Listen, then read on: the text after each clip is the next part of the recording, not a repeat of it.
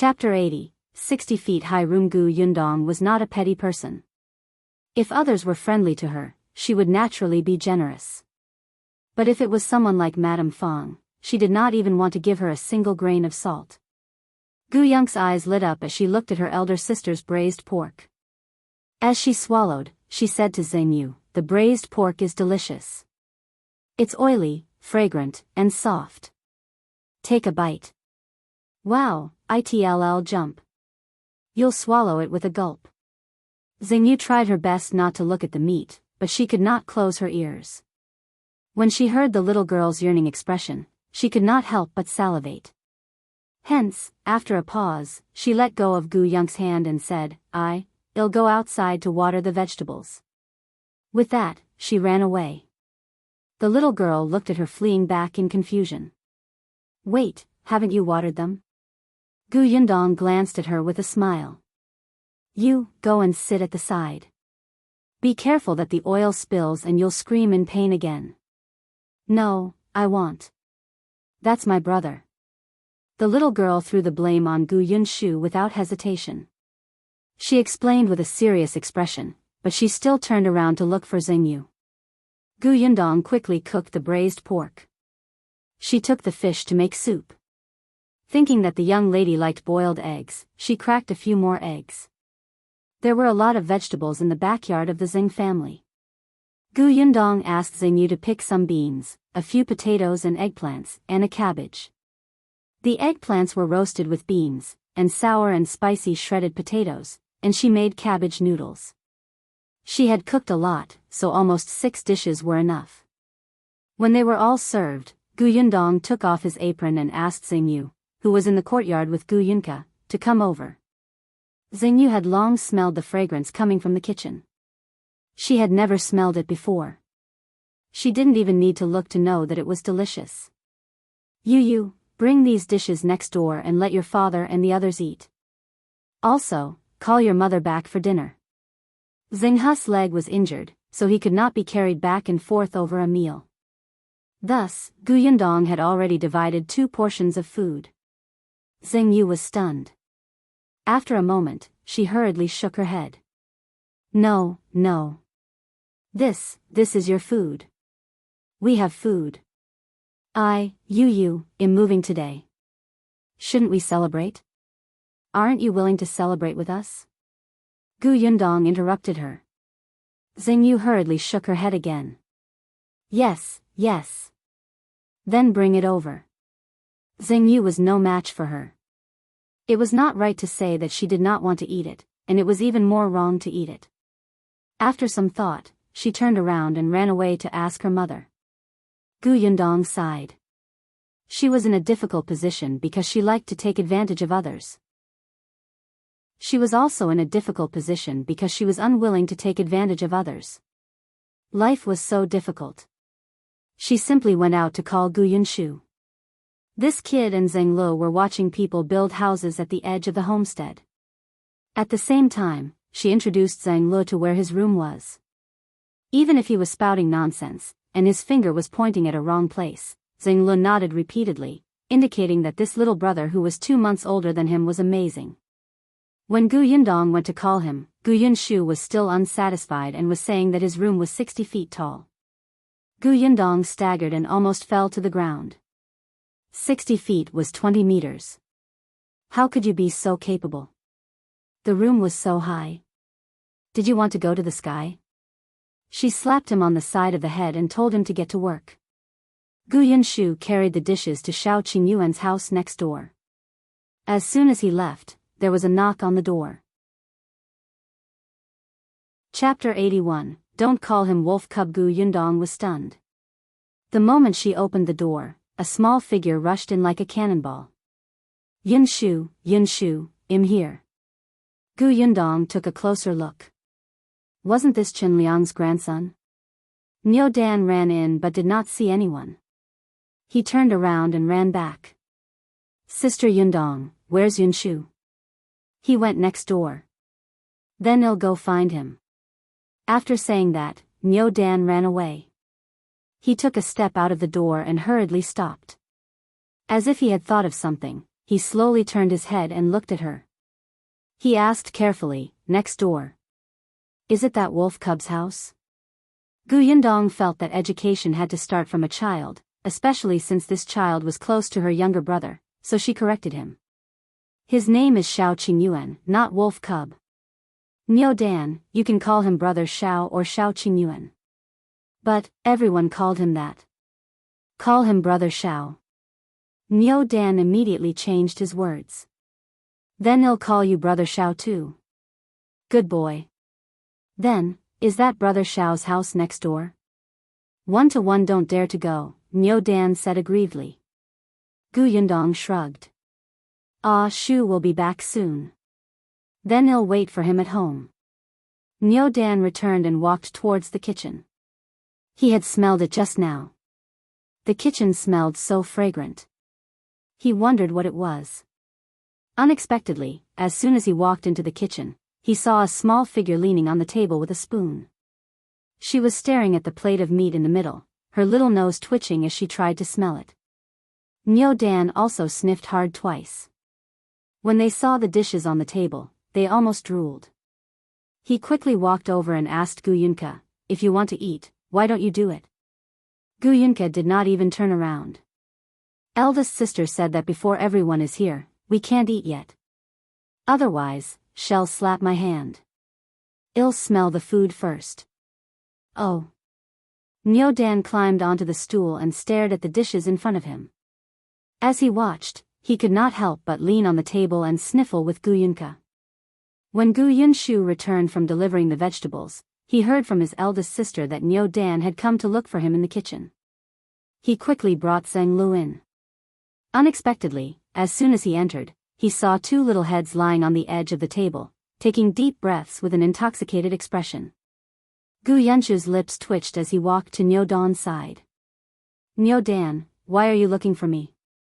Niu Dan did not answer. It smelled so good. Compared to this, it felt like the meat his mother made was grass.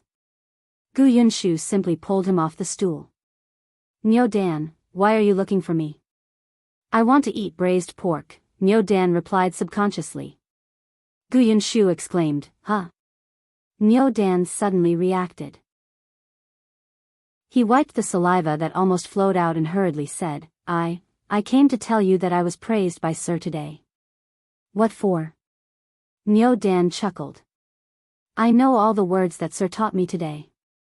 It's the ones you taught me 2 days ago. Sir said that I was especially smart and talented. Hee, so when one came back, I didn't even go home. One came straight to look for you." Actually, Chen Liang also knew how to read.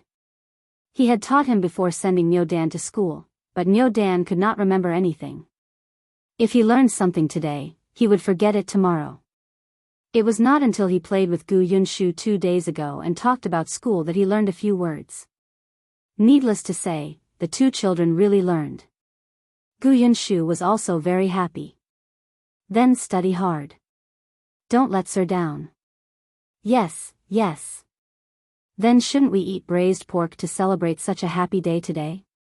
Gu Yunshu. Chapter 82. What a tragic Mandong Shilan and her daughter returned later. They were also quite helpless. They did not expect Gu Yunshu to be so good at talking. Big sister was rarely happy today. If they did not eat, it would ruin Big sister's good mood. Big sister had said that if he did not complete the mission and call them back, he would not come back to eat. Coupled with Shao Qingyuan's persuasion, Dong Shilan could not be pretentious anymore. Moreover, although she was next door previously, the fragrance coming from the kitchen was really too alluring. The mother and daughter were quite embarrassed, especially when Gu Yundong asked her younger brother to bring food to the husband. The food looked better than the restaurants in town. They had never tried it before. Niu Dan was also very happy. He had been praised by master and could eat delicious food when he came back. He was simply too happy. After the meal, Madame Dong rushed to clean up the dishes, and Gu Yundong let her be. When the sky turned completely dark, Shao Qingyuan came over with the washed dishes. Gu Yundong was pouring water in the kitchen and preparing to wash his face. She was alone, so when he came in, the two of them bumped into each other. Upon seeing him, Gu Yundong immediately thought of the previous problem. Although he felt a little uncomfortable, when she saw that he had put down his bowl and chopsticks and was about to leave, she still asked, "Were you the one who suggested to Aunt Zheng and asked her to go to the village chief's house to let our family stay?" Shao Qingyuan had always felt that one had to leave their name behind when doing a good deed. Otherwise, he would not have done it so obviously. Hence, he nodded. Yes. Gu Yundong narrowed her eyes slightly and looked at him steadily. Previously, you helped me catch those 4 thieves and even packed them up and sent them to the courtyard. Shao Qingyuan, why are you helping me so much? Shao Qingyuan was surprisingly sharp at this moment. He could even guess from her subtle expression what kind of treatment he would receive after answering. Therefore, he swallowed his original answer, which circled around the tip of his tongue. He said expressionlessly, "The egg fried rice was very delicious." What do you mean? Shao Qingyuan explained, "One caught those 4 people to thank you for your meal. I let you stay in the Zheng family's house because it's convenient for me to eat." Gu Yundong's eyes widened. Was he doing this for food? Shao Qingyuan nodded at her and left steadily. Just as he left, Dong Xiulan happened to come over. She looked at his back in surprise and asked suspiciously, "Did Qingyuan say something to you?" She came over because she heard voices in the kitchen. He thanked me for the food one brought over. It was delicious. When Dong Xiulan heard that, she sighed slightly. Actually, Qingyuan is also a pitiful child. He hasn't eaten good food since he was young. In the past, when he was in the Li family, that family didn't treat him as one of their own at all. Later, he moved out with old man Li and lived a hard life. Isn't he making money now? Yes, he can earn money, but Qingyuan doesn't know how to cook. Last time, he tried to cook porridge, but the kitchen was half burned. Later, his kitchen was deserted. One asked him to come to my house to eat, but he didn't come. He only came once every 10 times I called him. Actually, even if he came, my culinary skills can't even compare to half of yours. He goes to town every 2 to 3 days and buys a large bag of steamed buns and pancakes. He can eat them for 3 to 5 days before buying them again. Gu Yundong was stunned. She recalled the last time she saw him nibbling on a dry steamed bun. Her expression became exceptionally complicated. What a pitiful man. Chapter 83:1 will definitely find father. After listening to Shao Qingyuan's explanation, Gu Yundong felt a little ashamed of her wild guesses. Sigh, he had suffered for so many years. He just wanted to eat something delicious. Look at how dirty she thought of him. It was not a big deal to cook another person's food. After all, he had helped her so much just to satisfy her appetite. Gu Yundong despised herself as he returned to his room. As soon as the door was closed, Shao Qingyuan went up the wall and sat on the wall next door, looking in her direction. He had been too hasty. She was more vigilant than he had imagined. She must have encountered a lot of things on the way to escape. Now, she did not trust people very much, especially people who did not ask for anything in return. She was exceptionally vigilant. He had clearly heard her forbid Niu Dan from calling him a wolf cub. Shao Qingyuan frowned and jumped down from the wall. Gu Yundong, on the other hand, slept much more comfortably after changing the environment. Dong Xiulan had tidied up their room very well. She did not deliberately teach them a lesson like Madame Fong and her daughter. It gave off a very warm feeling. However, in the middle of the night, she was woken up by a low cry. Gu Yundong suddenly opened his eyes and looked around. He realized that it was his mother, Madame Yang, who was crying. She was stunned for a moment before she quickly went to Madame Yang's side and called her softly, "Mother, mother, are you feeling unwell?" Due to her intelligence, Madame Yang's emotions did not fluctuate much. Unless she was hurt, she would not cry. Gu Yundong called her for a long time, but Madame Yang seemed to be possessed. She refused to wake up no matter what. There were even 2 streaks of tears at the corners of her eyes. Gu Yundong was afraid that something was wrong with her head. She raised her voice and pinched her nose. Mother, wake up. Mother? Gu Yunshu was woken up. He rubbed his eyes and immediately woke up when he saw the situation. Big sister, what's wrong? Gu Yundong could not be bothered to answer his question. He pinched her nose and Madame Yang finally woke up. She looked at Gu Yundong in a daze and suddenly hugged her. Dajiang, Wu Wu, Dajiang? Gu Dajiang.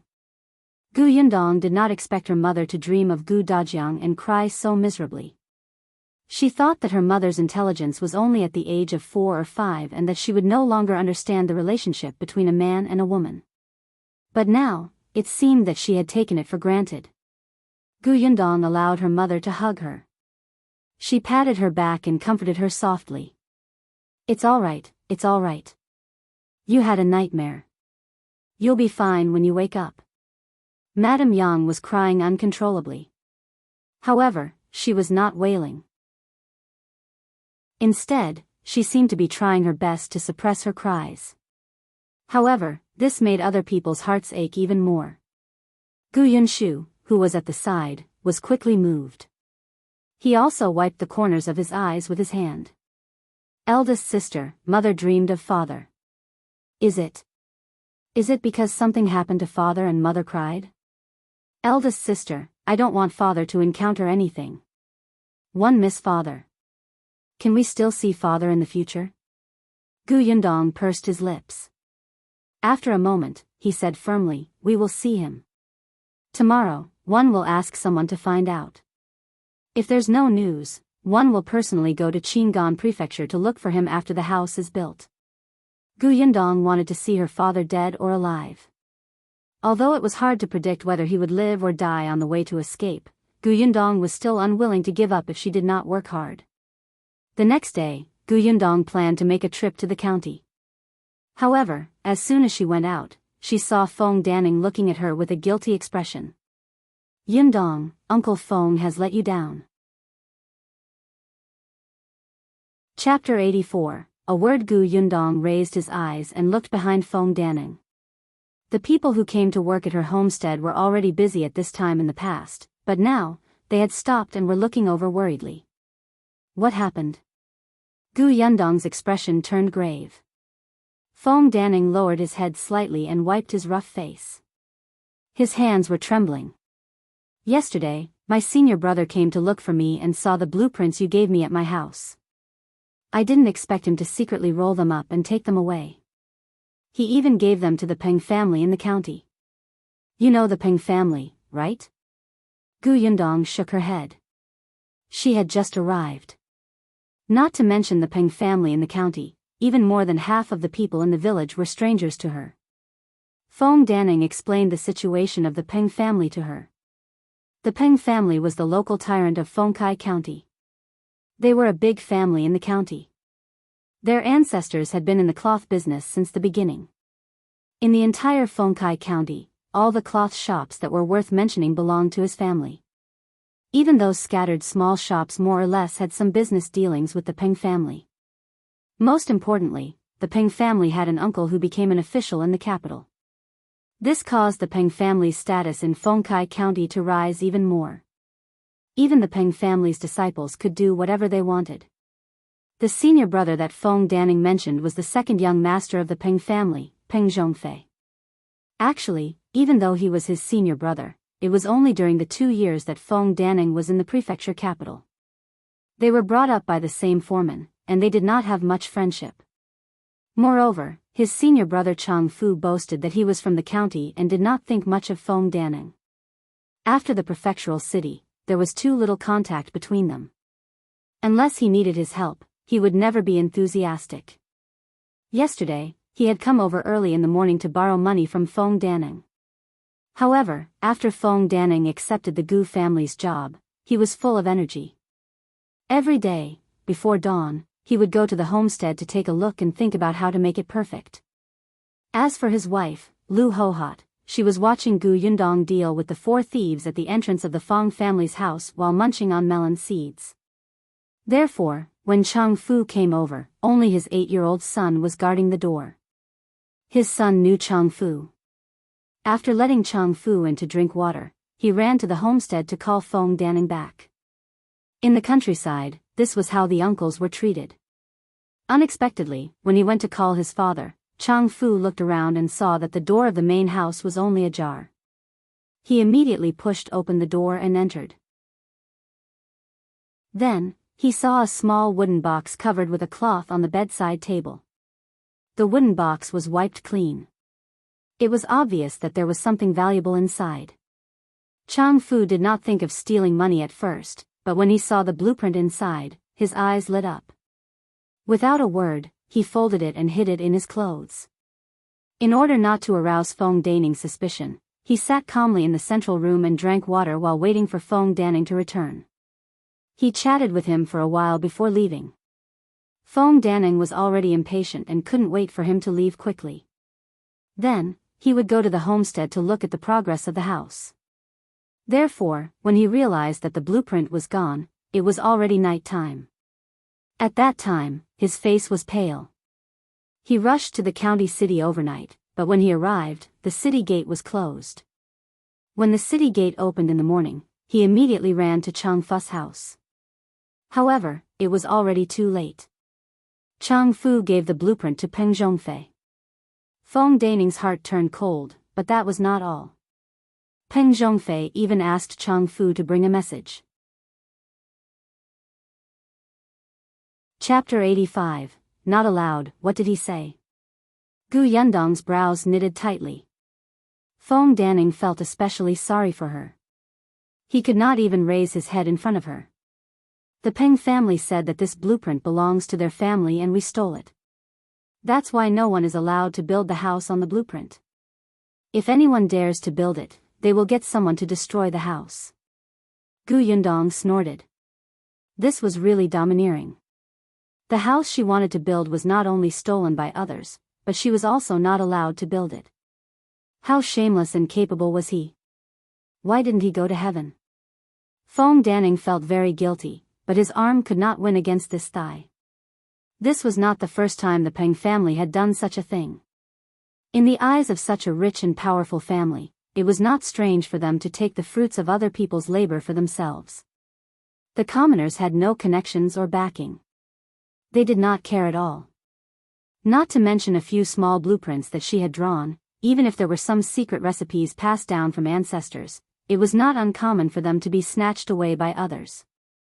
So what if she went to the authorities? Let's not talk about whether she dared or not. Even if she did, it was uncertain if the authorities would stand on his side. She would be retaliated against. Yundong, it's Uncle Feng's fault. Feng Danning regretted not putting a lock on the box so that Chang Fu wouldn't steal it. But the Peng family isn't to be trifled with. You still have your mother and young sister-in-law in your family. If you anger them, they won't have a good life. Why don't we build a tile house that's similar to the village chief's house? Uncle Feng will definitely do his best and won't ask you for a single coin. This time, Uncle Feng owes you. If you need Uncle Feng's help in the future, one definitely won't refuse. Although Gu Yundong also felt that Feng Danning was too careless, the culprits were Chang Fu and Peng Zhongfei. In fact, her blueprint was not very valuable, but it was especially novel.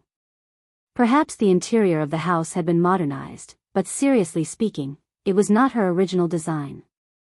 If the Peng family wanted to build such a house, they could. She would not stop them, and she did not care if it was exactly the same as hers. But what right did he have to steal her blueprint and not let her build the house? Did he think he was the king? Gu Yundong sneered. I'm definitely going to build it. Uncle Feng, get everyone to continue working. Just follow the original blueprint. Feng Danning was surprised. Yundong, I'll personally take back my own things. Her things had been stolen. Did she have to swallow her anger? There was no such logic. Feng Danning was extremely worried. Yundong, the Peng family might not even get punished by the county magistrate. When he went home yesterday, he heard Lu Hohot talk about the 4 thieves and suspected that Yundong might know the county magistrate. Hence, she thought that Gu Yundong dared to be so unyielding because of the county magistrate's power. I know, Gu Yundong said, but she still did not change her decision. Once the county magistrate's term of office was over, he would leave immediately. The local tyrants were different. No one was willing to offend them. I'll go to the county now. Gu Yundong returned to the house. When he came out again, he was carrying a small bag. No one knew what was inside. Seeing that Feng Danning was still standing there, she urged him, go and get everyone to continue working. Feng Danning pursed his lips and his eyes gradually became firm. One was negligent in this matter. 1111 go with you. Gu Yundong looked at him in surprise. After some thought, she nodded and said, let's go. After saying that, she took the lead and walked forward. Feng Danning hurriedly followed. However, they had not walked far when a person sneakily poked out from the pile of firewood behind the house. Chapter 86. The Gu family is finished. The person who came out was Jin Yuexiang, Liangzi's mother. Yesterday morning, they had lost 5 taels of silver. Hu Liang was even beaten up until he was covered in injuries. Just thinking about it made him feel aggrieved and indignant. This was especially true for Jin Yuexiang. She had always doted on her youngest son the most like a treasure. Even if he usually stole things, she would spit back when the villagers came to ask for an explanation. Not only would others not receive compensation, but they would also be scolded badly by her. Because of this, Jin Yuexiang became even more complacent. The more she fought, the more invincible she became. However, she did not expect to suffer a huge setback at the hands of a young lady yesterday. She could not beat her verbally or physically, and she even lost so much silver. The more she thought about it, the more her heart burned, and the more she couldn't fall asleep. But she did not dare to look for Gu Yundong. After pondering for a while, she thought of Madame Yang. Madame Yang was a fool. Even if she was bullied, she might not complain. She could even get Madame Yang to compensate her with the 5 taels of silver. Yes, her thoughts were exactly the same as Madame Fang's back then. Hence, she came over early in the morning. She hid behind the haystack and did not dare to move, waiting for Madame Yang to come out alone. Unexpectedly, Madame Yang did not appear. Instead, she waited for Feng Danning to come over and heard such explosive and exciting news. The Peng family, that was the Peng family. Gu Yundong had offended the Peng family. She had not only kept her tail between her legs, but had rushed to find trouble. She was definitely dead now. Jin Yuexiang was so excited that her face turned red. She couldn't care less about Madame Yang anymore. As she walked back, she told everyone that the Gu family was going to suffer. You don't know, but Gu Yundong is really bold. She actually said that the Peng family stole her things and is now going to settle scores with the Peng family. Do you think she's crazy? What kind of family is the Peng family? They're so big and powerful. Do they care about her things? Just you wait. The Gu family is finished. So what if she knows the county magistrate? One don't think the county magistrate knows her well. Otherwise, why would the Gu family settle in Yongfu village? If the county magistrate really had a good relationship with her family, he should have sent her family to the city or the rich Daguay village around the county. Jin Yuexiang was not experienced enough to know that settling down was not so easy. Now that the new emperor was in power, he valued refugees very much. Not to mention the county magistrate, even if the magistrate's relatives wanted to settle down, they had to follow the rules at this juncture. However, Jin Yuexiang's words still caused a commotion in the village. Everyone gathered together and whispered to each other. They found it unbelievable that Gu Yundong would dare to go to the Peng family to cause trouble. The Gu family is probably really done for this time. That house won't be built either. What a pity. One heard that it's built beautifully. I still want to take a look after the beam is up. There were also people who made sarcastic remarks. Serves her right. Look at how arrogant she was yesterday. She's so shrewish and vicious at such a young age. She's already difficult to marry. Now that she's offended the Peng family, who would dare to interact with them? When Qingyuan heard this, she was very pleased. She ran around the entire village before returning home and telling her son the news in high spirits. Hu Liang's face was still bruised and swollen. When he heard this, his eyes lit up. He was originally lying on the bed listlessly, but he instantly jumped up, put on his clothes, and rushed out the door.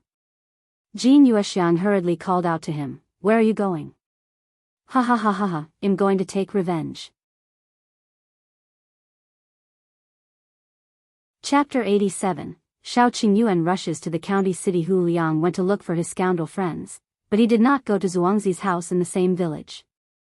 Instead, he went to Gaoxing's house in the neighboring village. Gaoxing was also recuperating at home. Although his face was not swollen, he had been beaten up by Shao Qingyuan a few times the day before. It was very painful. When Hu Liang came over, he was sitting in the courtyard, looking at the sky in confusion. "Gaoxing, follow me. One didn't expect our chance to take revenge to come so quickly." "What revenge?" "That wretched girl from the Gu family has offended the Peng family. The Peng family doesn't allow her to build a house. They said that they want to destroy it. If we go and destroy it now, we can even go to the Peng family to take credit and get some money." He repeated what Qingyuan had heard. Gaoxing was stunned for a moment before Hu Liang pulled him up from the stool. "Hurry up, let's call Big Qian. The three of us will go together. Big Qian is not at home. He went to find work," Gaoxing said. He and his grandmother were the only ones in Big Qian's family. They relied on each other. His grandmother was old, so he could only think of a way to pay Gu Yundong the 5 taels of silver. Hu Liang frowned. "Then let's go together." Gaoxing was a little confused. "Why don't you look for Zhuangzi?" "Bah, don't mention that bastard to me. It's fine if he didn't help me yesterday, but he actually advised me not to find trouble with that brat. What's the difference between him and his cowardly parents? One won't bring him around in the future. Let's go, let's hurry." Just as Hu Liang was about to pull him away, Gaoxing's father, Zhou, returned. He looked very burly, and Hu Liang was actually a little afraid of him. Zhou looked at Gaoxing. "Where are you going now?" "You're recuperating at home." Hu Liang pursed his lips. He was disdainful in his heart. What's the point of putting on airs as a father? Gaoxing won't listen to you. However, just as he thought this, Gaoxing lowered his head and agreed. "Got it, father. I'm not going out." Hu Liang's eyes widened in disbelief. Gaoxing was also possessed? Gaoxing's hatred with his father was as deep as the sea. Back then, Gaoxing's mother was gone, and his father had married a stepmother. It was easy for a stepmother to cripple a child who was only a few years old. However, Zhou was not good with words. He adhered to the principle of filial piety. It was fine if the two of them did not communicate. The stepmother even sowed discord, making Gaoxing think that her biological mother had been killed by his father. By the time Zhou found out about this, the relationship between father and son could no longer be eased. Therefore, even if that stepmother was divorced, Gaoxing still treated his father as an enemy and did not return home often. Today, when his father ordered him with a straight face, he actually did not go against his father. Not only that, but he also advised Hu Liang, "These are just rumors. It's fine if you just listen to them. That little girl from the Gu family is amazing. You shouldn't get involved."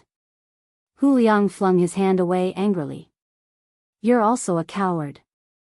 All right, if you don't want to go, 111 go."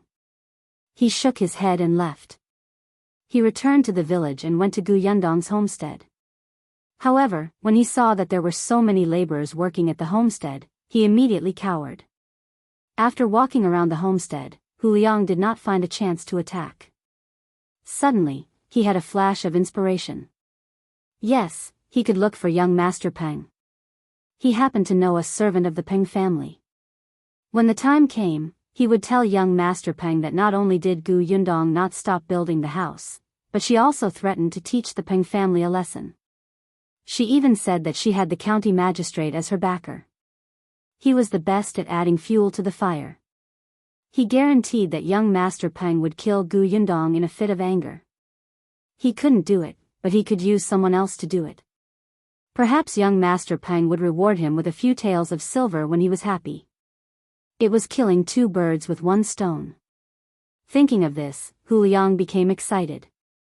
He turned around and walked towards the village entrance.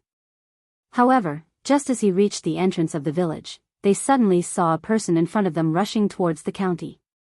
Wasn't that a wolf cub? Chapter 88. Do you remember me? Hu Liang was a little afraid of Shao Qingyuan. It should be said that in the entire Yongfu village, there was no youth their age who was not afraid of him.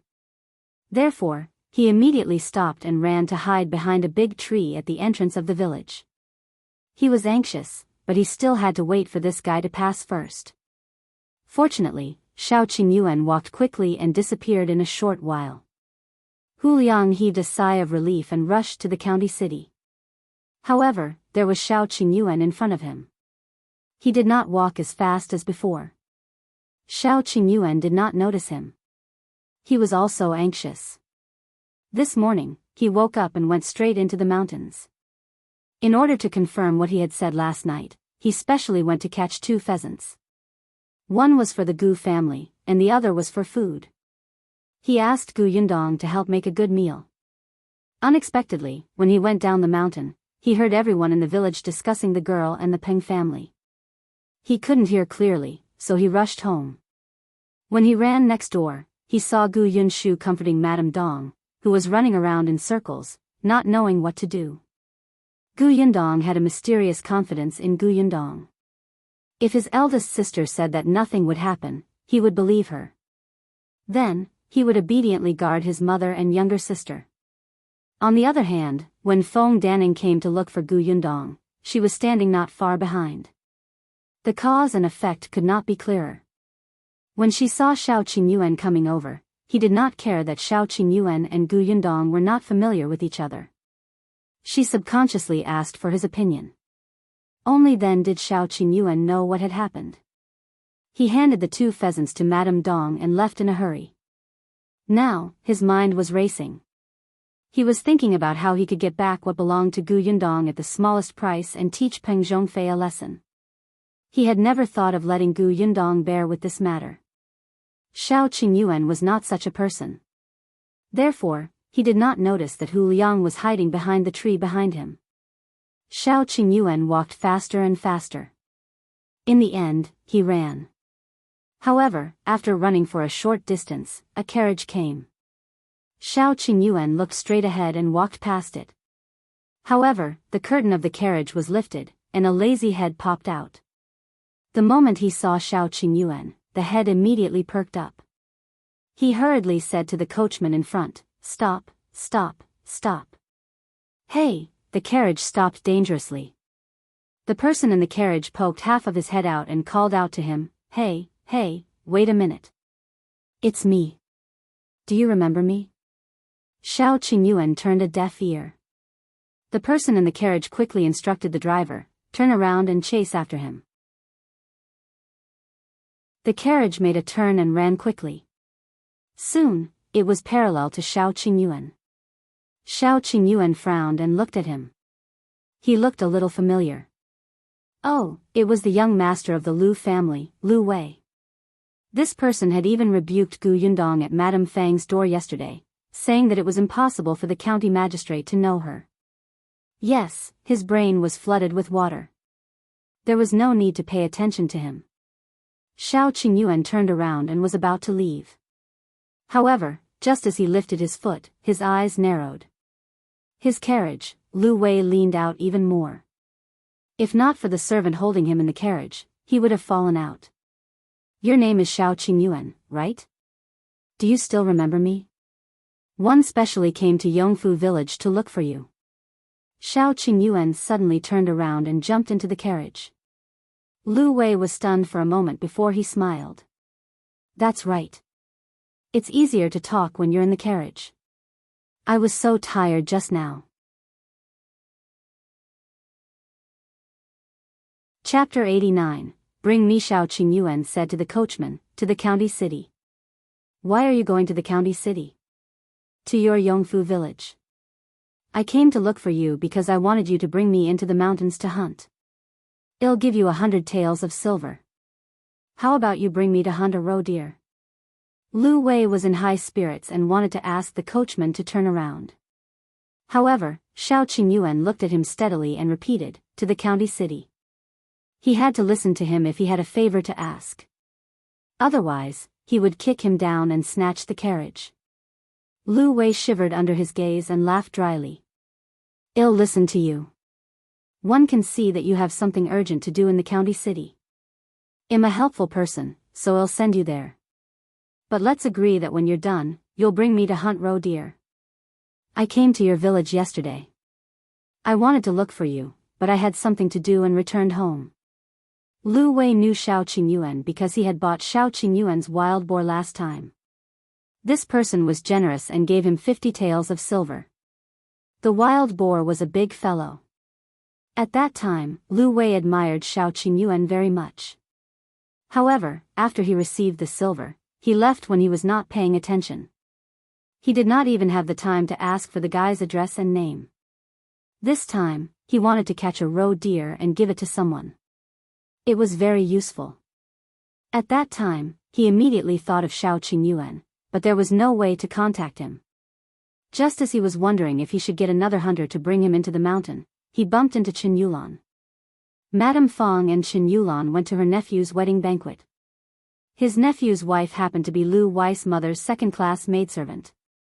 She had been released when she was old and had taken a fancy to the nephew. The day after the maidservant got married, she came to the Lu family to kowtow to his mother. It could be considered a closure for the master and servant relationship. Perhaps it was also to tell the Fong family that she had been doted on and had a backer in the main family. She was not a daughter-in-law who could be bullied casually. At that time, Qingyuan wanted to come along and say that she wanted to see the world. She kept praising her. Coupled with the encouragement of the elders at the side, the maidservant had no choice but to bring Qingyuan to the Lu family. Lu Wei was talking to his mother at that time and happened to be talking about the wild boar he had bought 2 days ago. Qingyuan heard that it was a wild boar. She remembered that before she went to her grandmother's house with her mother, she heard that the wolf cub in the village had caught a wild boar and was sending it to the county city for selling. Unfortunately, she and her mother were in a hurry and did not have the time to look. Now that he heard Lu Wei's words, wasn't Shao Qingyuan the one who matched the time, appearance, and age? Qingyuan was extremely excited at that time. She found an opportunity to tell Lu Wei shyly that the hunter was from her village. When Lu Wei heard this, he immediately asked her to lead the way to her village to find Shao Qingyuan. That was why Gu Yundong had seen Lu Wei and Madame Fong standing together. However, just after Lu Wei arrived at Yongfu village and watched a show yesterday, before he could find Shao Qingyuan, a servant came looking for him. He said that there was an urgent matter at home and asked him to hurry back. Lu Wei could only regretfully say that he would come another day. Unexpectedly, he met Shao Qingyuan on the way. That was great. This way, he would have a roe deer. Lu Wei felt that Shao Qingyuan was capable. He knew that Shao Qingyuan had sold more than one wild boar. When Lu Wei thought about this, he felt quite happy. Even the heavens were helping him. He confirmed again, when you're done with the matters in the county, you can bring me into the mountains, right? I have to go personally. You will bring me, right? Shao Qingyuan frowned. This person was too annoying. However, he suddenly thought of something. He turned his head and asked him, do you know Peng Zhongfei? Chapter 90. Poison my Lisu. Lu Wei was stunned. Peng Zhongfei? Of course he knew him.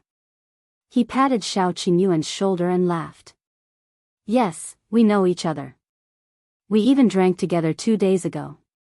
They had even visited a brothel after that, but he could not say that. All right, bring me into the Peng house. The smile on Lu Wei's face instantly froze. He removed his hand from his shoulder and asked dryly, "You went to the county city just for the Peng family? Do you have a feud with that Peng Zhongfei?" "No." Lu Wei heaved a sigh of relief. "Then why are you going to the Peng family?" "If you bring me in, not only will I bring you into the mountains to hunt roe deer, but I'll also bring a tiger," Shao Qingyuan said. He paused for a moment and added, "Don't worry, I won't kill anyone or set fire. I won't implicate you." Lu Wei's eyes lit up when he heard about the tiger. He was very tempted. Besides, his relationship with Peng Zhongfei was only average. Everyone had bad friends. Moreover, he was only bringing this guy in. If something really happened, he could just deny it. The Peng family really didn't dare to do anything to him. The Liu family was just keeping a low profile. It wasn't like they didn't have a backer. The commoners didn't know, but how could he not know? The Peng family's official in the capital was only a fifth-grade official. In the capital, he had to tuck his tail between his legs. Moreover, with the roe deer and the tiger, he might have another backer after giving them away. Lu Wei thought for a while and nodded. "Okay." His servant quickly pulled him. "Young master, if something happens later, do you want to be beaten to death by the old master?" The old master said not to cause trouble during this period of time. Lu Wei glared at him and looked at Shao Qingyuan with a smile. "Then it's settled. You have to bring me along when you beat the tiger." The servant's face turned pale. "Young master, you've been a little arrogant recently." Shao Qingyuan only nodded. He did not say anything else. In any case, he would let this guy stay on the tree when they entered the mountain, so that he wouldn't get in the way. Lu Wei happily instructed the coachman to speed up. He saw that Shao Qingyuan seemed to be in a hurry. Shao Qingyuan did not speak along the way. He ignored Lu Wei's desire to talk and lifted the curtain to look at the road ahead. He had thought that Gu Yundong and Feng Danning were slow because they were walking, and that he would be able to catch up in the carriage. Unexpectedly, they did not see the two of them even when they reached the entrance of the county. Shao Qingyuan frowned. Could it be that they had already gone to the Peng family? He quickly asked Lu Wei to bring him in. Gu Yundong did not go to the Peng family. Since Shao Qingyuan could find a carriage, she would not let herself suffer. On the way, she encountered a mule cart. After saying a few words, she got someone to take them all the way to the county, the Chang family. Feng Danning knocked on the door. Chang Fu's wife, Madame Wang, opened the door. When she saw them, she immediately wanted to close the door, but Gu Yundong pushed it open. Madame Wang was about to shout when Gu Yundong sneered and raised his voice. "Where's that thief Chang Fu?" Madame Wang felt guilty and subconsciously rushed out to take a look. As expected, she saw someone sticking his head out from next door. She immediately closed the door without a word and came back to her senses. "Who are you? Why are you shouting at my house?" Gu Yundong ignored her and went straight in. She saw Chang Fu happily drinking wine and eating some side dishes. Yesterday, young Master Peng had rewarded him with 20 taels of silver. Gu Yundong pulled her up. Chang Fu frowned and glared at her. "What are you doing? Where did this wild girl come from?" Before he could finish speaking, Gu Yundong threw something into his mouth and closed it forcefully. "Swallow it." Chang Fu swallowed it and widened his eyes. What did you feed me?" "My Lisu." Chapter 91, Drag into the room. What? What's my Lisu? Chang Fu had a very bad feeling. It was just a kind of snack. Gu Yundong smiled slightly. "Oh, it's a kind of poison. If you don't take the antidote in about 4 hours, your entire body will spasm. Your face will twitch, your eyes will be crooked, your mouth will be slanted, and all your hair will fall off. Then, you will die laughing." When Madame Wang heard this, her face immediately turned pale. She pounced on her and wanted to hit her, but she was stopped by Feng Danning. You be *tch, you're so evil at such a young age. I'll beat you to death and sell you to, Gu Yundong snorted. Continue cursing. If you want Chang Fu to die from poisoning, 111 fulfill your wish. You're lying to me. If you dare to kill someone in broad daylight, you won't be able to escape either. Chang Fu didn't believe it. He had never heard of it. However, he still subconsciously dug his throat and tried his best to spit out the Lisu that he had swallowed. However, he could not spit it out. He immediately flared up at Madame Wang. You stupid woman, why aren't you pouring me water? Madame Wang could not care less. She went to the kitchen and scooped a large ladle of water for Chang Fu to drink. Gu Yundong stood at the side and watched coldly, allowing them to do whatever they wanted. When they could no longer do anything, she looked at the two people with tears in their eyes. If you don't believe me, then wait for 4 hours. I don't care. Oh, right, if you don't believe me, you can go to the doctor to see if you really don't have long to live. Well, go back to the village first. After saying that, she turned around and left. Feng Danning did not understand her goal and quickly followed. Chang Fu quickly shouted, wait a minute. He covered his throat and staggered to her.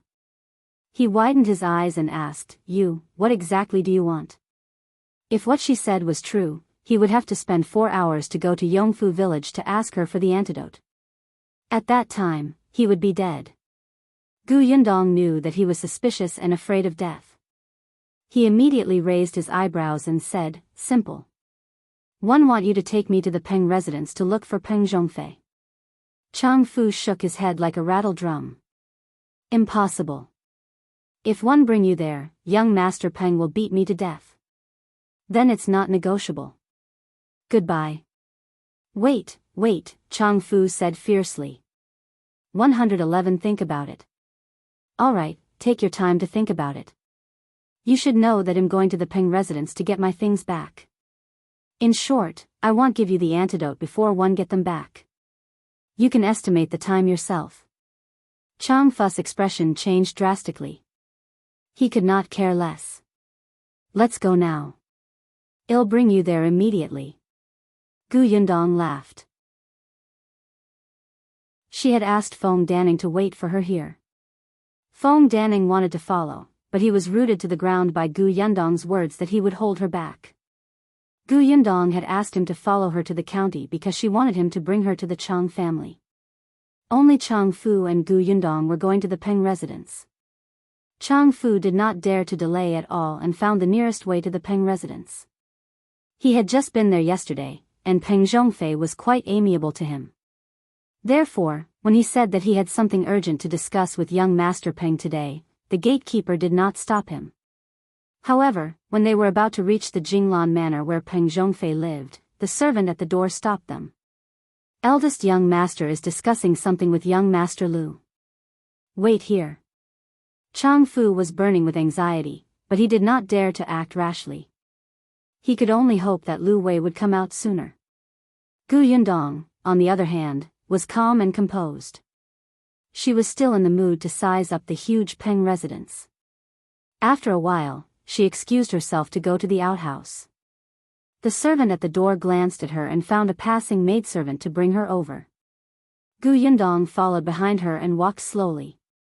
Unexpectedly, a hand suddenly reached out from the side and dragged her into a room. Chapter 92. Going all out. Gu Yundong's expression changed and she moved her elbow backward. It's me. A familiar voice came from behind her, conveniently blocking her elbow. Gu Yundong was slightly stunned. She turned around and saw Shao Qingyuan's expressionless face. She was surprised. Why are you here? Shao Qingyuan saw that she did not realize that she was still in his arms, so he pretended not to know anything. He only lowered his voice and said softly, one came with young Master Liu. Young Master Liu? The one who's chatting with Peng Zhongfei? You know him? I'm not very familiar with him. He's the rich young master who bought our wild boar last time. He's also Lu Wei, who said that he was classmates with the county magistrate's young master yesterday. He wants me to bring him into the mountains for 100 taels of silver. After a pause, Shao Qingyuan continued, I heard that you came to the Peng residence to look for Peng Zhongfei. Young Master Lu happened to be here, so I came to take a look. Gu Yundong blinked. Are you here to help me? Shao Qingyuan was silent for a while. I went into the mountains this morning and caught 2 pheasants. I want to eat salt-baked chicken tonight. Gu Yundong was speechless. You've worked hard enough for food. Shao Qingyuan nodded. I've never eaten it before. It's said to be very delicious. Poor child. Although Gu Yundong was also an orphan, she had eaten good food from kind people when she was young in the orphanage. How do you plan to take back your things? Shao Qingyuan looked at her pitiful gaze and his heart skipped a beat. He had the desire to change his excuse. He was worried that if this continued, it would backfire, so he hurriedly changed the topic. When Gu Yundong heard his question, she suddenly realized that she still had important things to do. Only then did she realize that the two of them were so close. She immediately retreated and said, What else can I do? Of course, I'll beat that Peng Zhongfei up and make him return the thing to me. Shao Qingyuan, Gu Yundong saw that he wanted to say something but did not know where to start. She was amused. Huh, you really believe me? I'm not a fool. Besides, her main goal was not to get the blueprints back. Without these two, she could draw a better one. However, once the house was built, Peng Zhongfei could still find someone to smash it. Hitting someone was a bad idea. Let's be serious. Do me a favor. Not only will I make salt-baked chicken for you tonight, but I'll also cook spicy chicken for you. How about that? Gu Yundong had a seductive look on her face. Shao Qingyuan felt that these words sounded a little familiar. After thinking for a moment, he remembered that he had seduced Lu Wei like this before. How is it? Are you going to help me? Don't worry, it's just a small favor. Gu Yundong used his fingers to create a small distance between them. Shao Qingyuan's voice became exceptionally low. Okay. He would do anything to help. Gu Yundong smiled and lowered her head to tell him his plan. When one go out later and see Peng Zhongfei, you, do this, do this. Do you understand? Okay. Gu Yundong patted his shoulder. Be careful. If there's any danger, retreat immediately. Yeah. See you then. Gu Yundong carefully left the room. After walking for a while, she saw the maidservant who had led her looking for her. Gu Yundong coughed lightly. The maidservant suddenly turned her head and scolded her, What's wrong with you? Who asked you to walk around? Do you know what this place is? Can you bear the responsibility if you offend Madam and Miss? Chapter 93, I'll save your life, you walked too fast and left me behind. Do you think you're in the right? Gu Yundong glanced at her. This servant girl seemed to have a sense of superiority. When she saw that Gu Yundong was wearing ordinary clothes and was not a decent person on the surface, she distanced herself from her in disdain. There was at least a 10-meter gap. You. The maid pointed at her angrily. Sure enough, you came from a poor place. You don't know the rules. Gu Yundong turned around and left. The maidservant was even more furious and ran up hurriedly. Where are you going? Jinglan Manor. She had only come out to understand the structure of the Peng residence and make some small moves. There was no need for that now. This time, she walked quickly, leaving the exasperated maid far behind. When Gu Yundong arrived outside the courtyard, Chang Fu was anxiously waiting for her to return. You're finally here.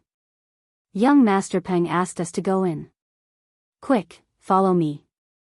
He was anxious for Gu Yundong to quickly take back the blueprints and give him the antidote. Young Master Lu has left?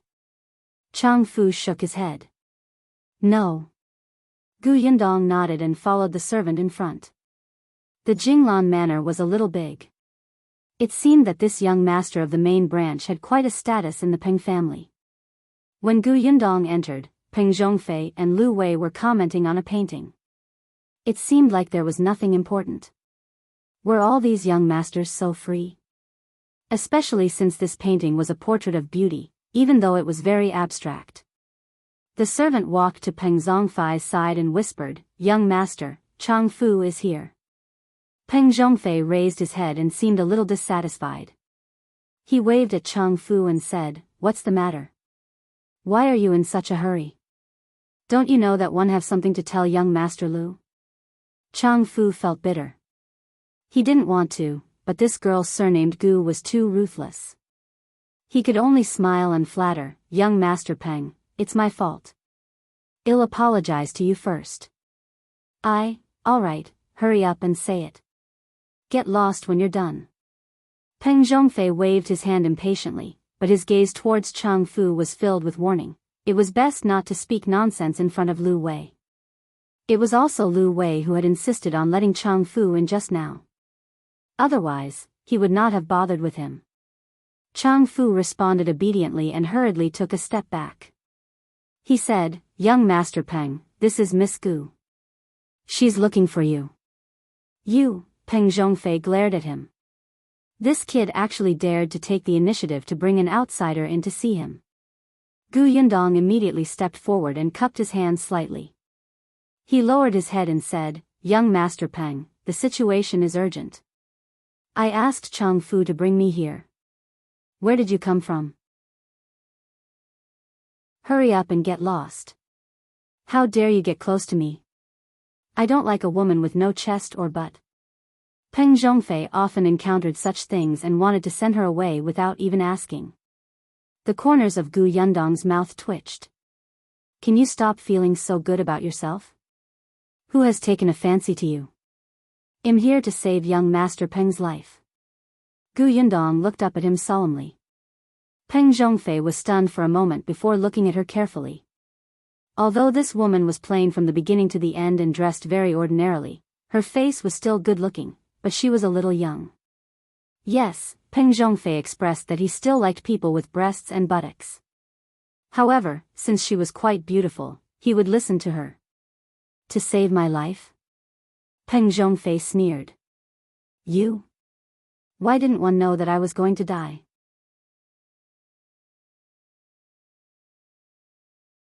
Chapter 94. Because of the blueprint. Gu Yundong stepped forward. "Young Master Peng doesn't know me yet, so 111 introduce myself first. My name is Gu Yundong, and am the owner of the 3 drawings that young Master Peng obtained yesterday." Peng Zhongfei's expression suddenly changed and he suddenly sat up straight. "Get out. What 3 blueprints? Those blueprints belong to our Peng family. Not only did you steal them without permission, but you also want to call me a thief. Why? Do you really think I, Peng Zhongfei, am a kind person? Someone, drag her out and break her hand." The servant outside the door immediately ran in and pulled her back. Chang Fu was extremely anxious. On one hand, he was afraid that Peng Zhongfei would blame him. On the other hand, he was afraid that Gu Yundong would die and he would not have the antidote. However, Gu Yundong was not anxious at all. When the servant came over, she would hide. As she hid, she shouted anxiously, "Young Master Peng, you can break my hand, but one still have to tell you that there's something strange about those 3 blueprints. If you die later, it won't be my fault." "Strange?" Peng Zhongfei was stunned. Lu Wei, who was beside him, also said, "Brother Peng, I think she's serious. Why don't we hear what's strange about it? If what she said is true, then you..." Peng Zhongfei tightened his grip and waved his hand to stop the servant. Then, he glared at Gu Yundong with a dark expression. "Alright, I'll give you a chance. If you can't explain, not only will I break your hand, but your mouth will also be sewn shut." Gu Yundong took 2 deep breaths and sat at the side to pour himself a glass of water. "Young Master Peng, you'll know what's going on after you hear it." As she spoke, she looked around mysteriously. Peng Zhongfei understood and asked Chang Fu and the servant to leave. Finally, he looked at Lu Wei. The latter said seriously, 111 be a witness. If this girl talks nonsense, they'll definitely stand on your side. Peng Zhongfei's lips twitched. He knew that he would not be able to chase this guy away. Even if he knew about the blueprint, it did not matter much. Could it be that he would stand up for justice for a country girl? The Liu family was not someone who would interfere when they saw injustice. Seeing that he was silent, Liu Wei went up and closed the door very considerately.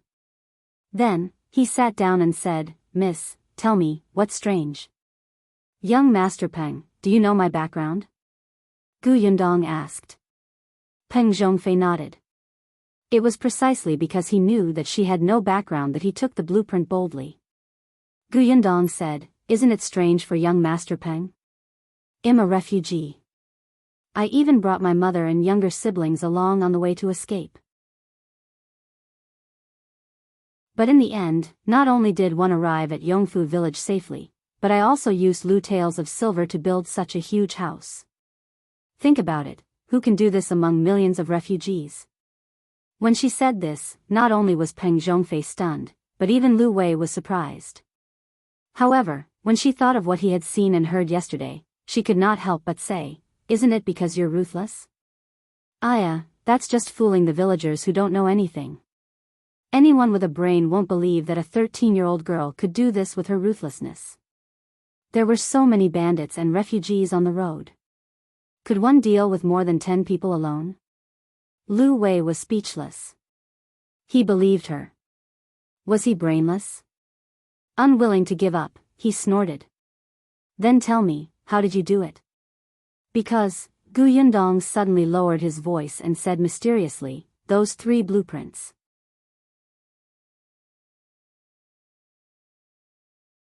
Chapter 95, Tearing them to pieces. Peng Zhongfei and Liu Wei felt an inexplicable chill down their spines. What does it have to do with those 3 blueprints? Of course it's related. Let me tell you, on the way, I met a very strange old man.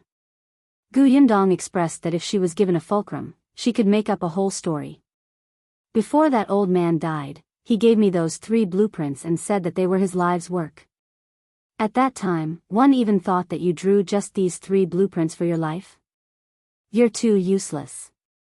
You have a lot of ideas.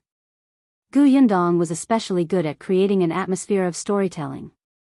Her voice was sometimes high and sometimes low. After he handed the blueprint to me, he asked me to choose a location at the foot of a mountain after we settled down. According to the blueprint, we will build a green brick tiled house. Then, we will reserve a room for him there. We will offer him 3 incense sticks every morning and night. At that time, I said that I had no money, no ability, and that I wasn't even sure how many days one could live. I was afraid that I wouldn't be able to help him. One didn't expect that old man to take out 100 taels of silver and give it to me. He said that this was the money used to build a house and he would bless me to reach a safe place safely. However, I had to fulfill his request. Otherwise, I would be unlucky. If it was serious, it would kill me. Wasn't he a liar? Even a charlatan wouldn't dare to make up such a story, right? If he was really so capable, why would he die of old age and illness? I didn't believe that he's so capable. However, on account of the 100 taels of silver, one still helped to hold his funeral after he died. As for the 3 blueprints, I felt that it was a burden to keep them, so one tore them up. Then, a terrifying thing happened. Gu Yundong swallowed hard as she spoke. She widened her eyes and looked terrified, causing the other 2 to hold their breaths. Gu Yundong said, "After tearing the blueprints, I didn't take them seriously. In the end, at night, when we took out the blanket from the basket and were about to rest, we realized that the 3 blueprints had appeared in front of me." "Hiss," Liu Wei gasped. "Really?" "Of course it's true.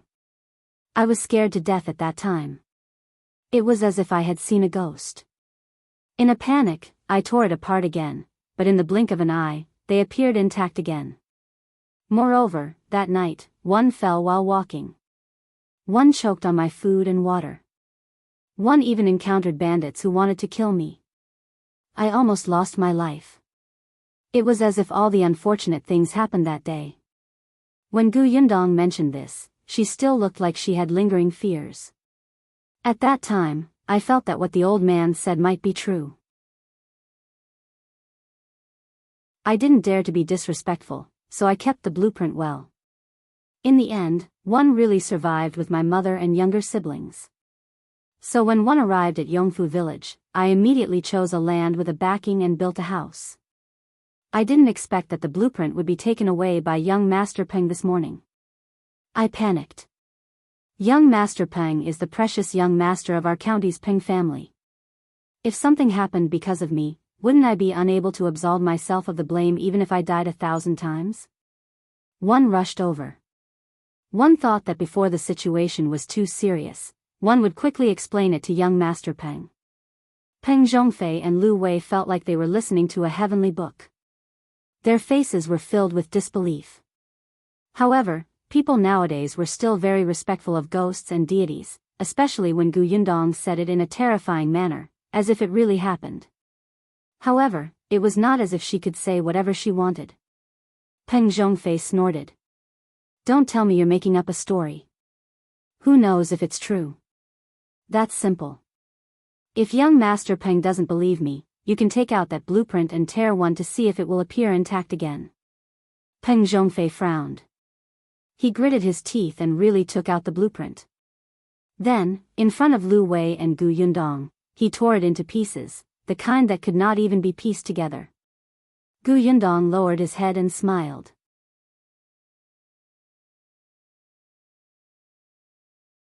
Chapter 96. It really appeared the fragments fell to the ground. Peng Zhongfei and Lu Wei narrowed their eyes and stared at the ground. Their expressions were especially solemn, as if they wanted to watch helplessly as the fragments reassembled into a blueprint in front of them. However, there was no movement for a long time. Peng Zhongfei sneered.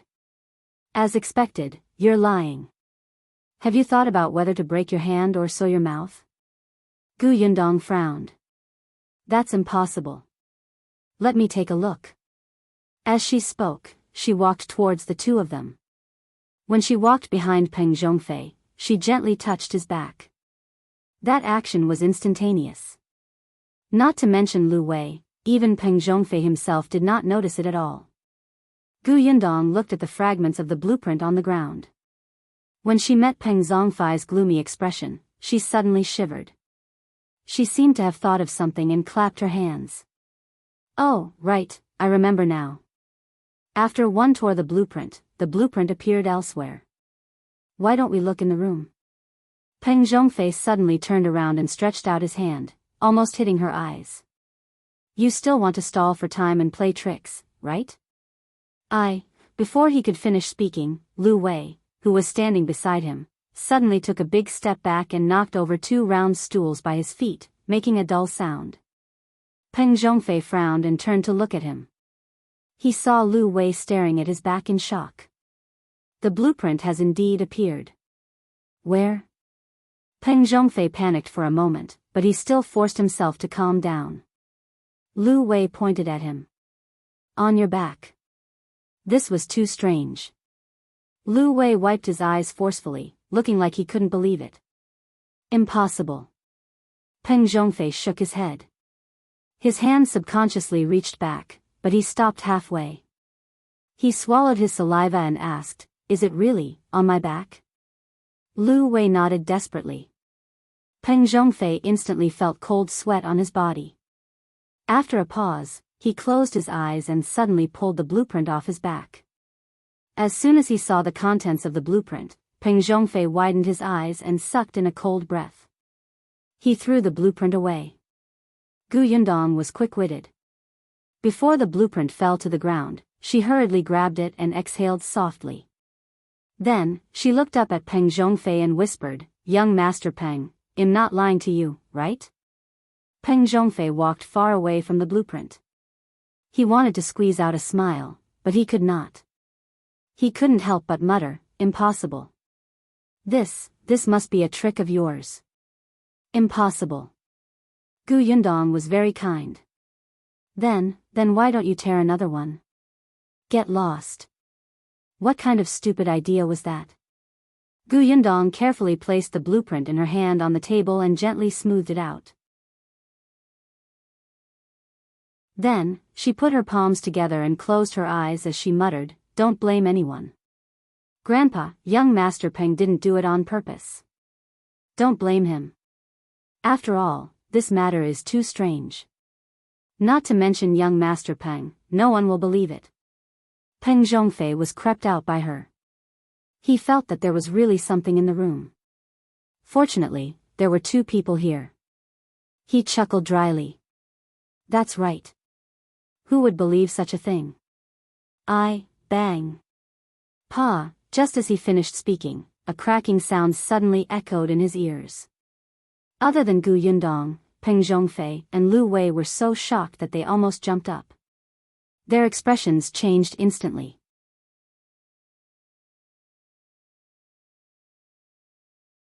Chapter 97. Maybe the wind is too strong. The two of them slowly turned their heads with some difficulty and looked at the place where the sound had come from. There was a shelf there. There was originally a half-meter tall vase on it. At this moment, the vase fell to the ground and shattered without any warning. Just like the blueprint that Peng Zhongfei had torn off just now, it turned into pieces. Peng Zhongfei swallowed his saliva and did not dare to go forward. On the other hand, Gu Yundong walked to the vase in a few steps. She glanced at the broken vase, the flowers on the ground, and the water. She looked up at the two of them and said, "Actually, perhaps the wind was a little strong just now. The vase was blown over, so it shattered. It might not be related to the blueprint." Their gazes immediately shifted to her, and their expressions said, "Even if you want to find an excuse, you have to find something decent, okay? Not to mention that the door of this room was closed and there was no wind at all. Even if there was, could it blow down such a heavy vase? There was still water inside. It was not low in weight at all, okay?" Gu Yundong laughed dryly. Then what should we do now?" Lu Wei looked at Peng Zhongfei, whose face was pale. If the blueprint had suddenly appeared behind him, it might have been the girl who did it with some unknown method, but this vase had coincidentally shattered completely. It was too strange. The three of them stood far away. There was no wind, and the ground did not shake, unless there was a ghost. Lu Wei couldn't help but shiver. He regretted staying behind to watch the drama. Would the old man think that he was in cahoots with Peng Zhongfei? In all honesty, he was a good person. Thinking of this, Lu Wei could not help but take a small step back. Peng Zhongfei was flustered and did not notice his small actions. His footsteps were a little slow and trembling as he moved towards the vase. Gu Yundong turned his body slightly to make way for him. At the same time, she pulled out a crossbow from under the cabinet and stored it in her space. Just now, she took advantage of the fact that the two of them were not paying attention and aimed the crossbow at the vase. The angle happened to be at the foot of the cabinet, which was not easy to see. The moment the vase shattered, she came over to block their vision. Good. Perfect. It'll scare you to death. Peng Zhongfei did not reach the broken vase. He stopped 2 steps away. He swallowed hard and looked at Gu Yundong. He said, "Take the blueprint back. Take it back quickly. Don't appear in front of me again." Gu Yundong stood up. "Don't worry, young Master Peng." Before she could finish speaking, a faint and ancient voice suddenly sounded in the room. "Kid, you're so bold. If I don't punish you, do you really think I'm easy to bully?" Lu Wei was shocked and turned to look at the source of the sound. No one, not a single person, had said such a thing out of the blue. Peng Zhongfei's lips were pale as he looked at Gu Yundong. Gu Yundong looked also puzzled. She pretended to be very angry and ran to the place where the sound came from. "Who's playing tricks here? Come out." She lifted the curtain over there and put the recording pen that she had placed in the curtain into her spatial storage. That was a line from a television drama. After separating from Shao Qingyuan, she had found a place to secretly record it. There's no one." Gu Yundong turned her head and her voice was trembling. She looked at Peng Zhongfei as if she was about to cry. I've never encountered such a situation before. I was just a little unlucky. There was no need to be so scary. I'm so afraid.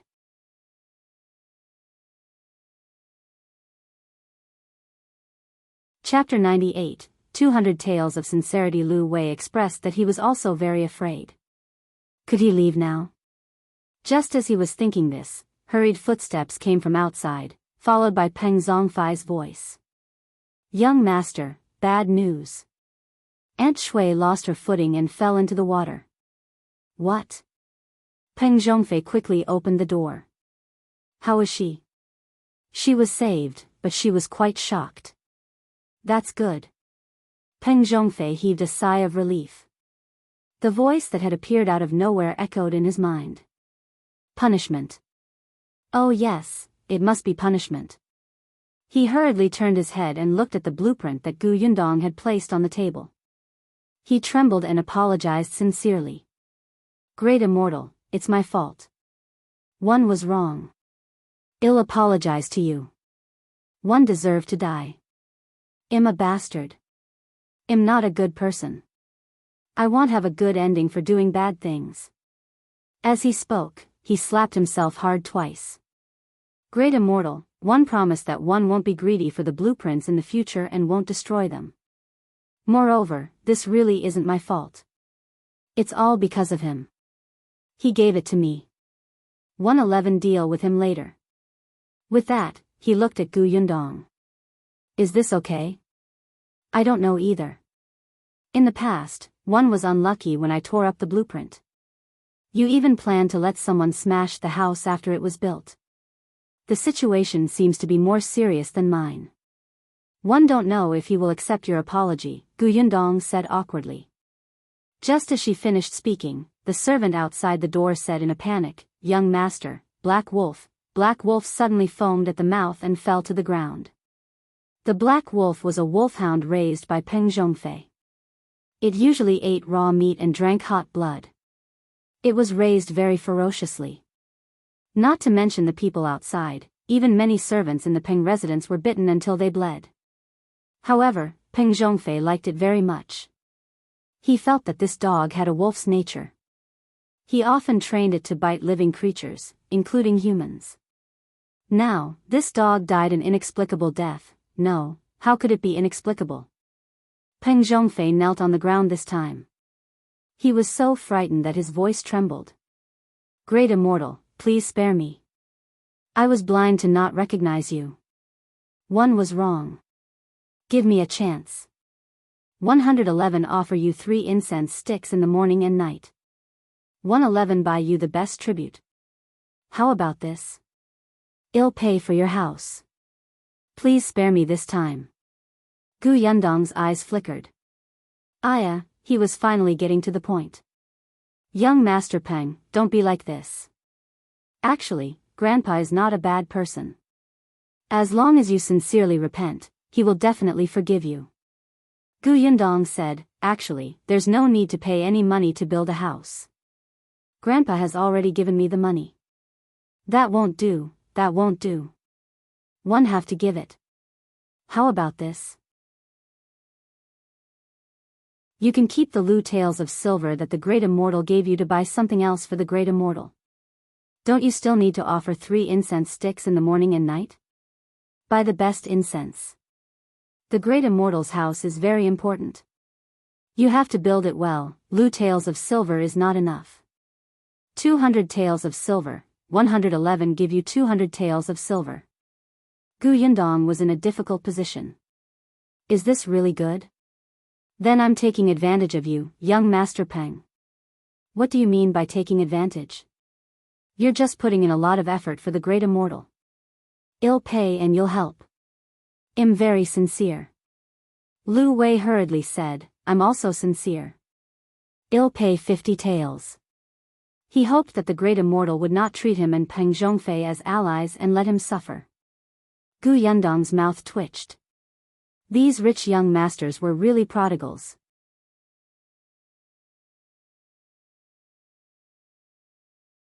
Chapter 99, Perfect Resolution. After Peng Zhongfei said that he would pay, he waited for another half an hour, When there was no more bad news outside, he slowly heaved a sigh of relief. It seems that the great immortal has agreed, right? He looked at Gu Yundong and asked for confirmation in a low voice. Gu Yundong thought about it and nodded uncertainly. Probably. As soon as she finished speaking, another voice sounded in the room. This time, it was different from the previous time. It was a voice that was difficult to tell if it was male or female. Humph, at least you know what's good for you. In the future, you're not allowed to cause trouble for the Gu family. You're not allowed to say a word about what happened today. Yes, yes, yes. Peng Zhongfei and Lu Wei nodded repeatedly. Gu Yundong took the opportunity when they were not paying attention to retract the recording pen. She had recorded this herself, using a voice changer app on her phone. After all, this sentence mentioned the Gu family, so she could not record it from the television drama. However, it was precisely because of the completely different voice from before that the fear in Peng Zhongfei and the other man's hearts intensified. He turned around and went to the inner room. After a while, he took out 2 banknotes, both of which were 100 denominations. There you go. Gu Yundong took the money guiltily. Young Master Peng, don't worry too much. At most, you'll be unlucky a few times. Look, I'm fine. Then I'll leave first. Take care. Gu Yundong put away the drawings on the table and turned to leave the Jinglan manor. She had drawn this blueprint earlier and placed it in her spatial storage. After she handed the first blueprint to Feng Danning, she would sometimes think of places that needed to be modified and added, so she drew a new one. She planned to give it to Feng Danning in 2 days. In fact, there were only some small details that were different. There were not many changes. However, Peng Zhongfei had not studied it carefully. How could he tell the difference between the torn blueprint and the new one? In any case, he was scared out of his wits. Gu Yundong laughed. As soon as he went out, Chang Fu welcomed him. Gu Yundong glanced at him. Let's go. After taking back the blueprint, she did not have to worry about Peng Zhongfei's revenge and even earned 200 taels of silver. Yes, perfect. No, everything would be fine after the last thing. Chang Fu saw that she was in a good mood and had the blueprint in her hand. She actually took it back. He wondered what she had done. As soon as the 2 of them left, Lu Wei also bade farewell. Peng Zhongfei was no longer in the mood to entertain him. He waved his hand and let him leave. Lu Wei did not leave immediately after leaving the Peng residence. He found an alley and stopped, waiting for Shao Qingyuan in the carriage. Peng Zhongfei paced around in frustration. Thinking of what had just happened, he still felt that something was in the room, so he went out to see his beloved dog. The servant hurriedly followed, but he was sent away by Peng Zhongfei to clean up the broken vase on the ground. He walked very quickly. However, not long after he walked out of the Jinglan manor, a sack was suddenly thrown over his head. Then, a series of punches and kicks landed on his body. Peng Zhongfei screamed in pain and could not resist at all. He waited until the other party was almost tired from fighting before stopping. Shao Qingyuan looked at the motionless person on the ground with an indifferent gaze. From afar, a servant heard the noise and rushed over. He took advantage of the chaos in the Peng residence and slipped away from the back door. Unexpectedly, not long after he walked out, he saw 2 people tugging at each other.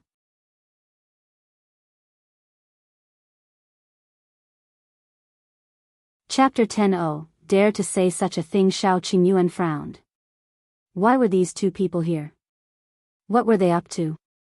He was not in a hurry to leave. He stood on the spot and listened. It was Hu Liang and Zhuangzi from Yongfu village. At this moment, the 2 of them lowered their voices and argued until their faces were red. They even fought. Hu Liang arrived at the county town a little late. After all, both Gu Yundong and Shao Qingyuan had taken a car over. When he arrived outside the Peng residence, he looked for the servant he knew. B0XO. Calm, however, that person was not around. The gatekeeper saw that he was sloppy and looked extremely ugly. He was unwilling to pay attention to him, so Hu Liang was blocked outside the residence.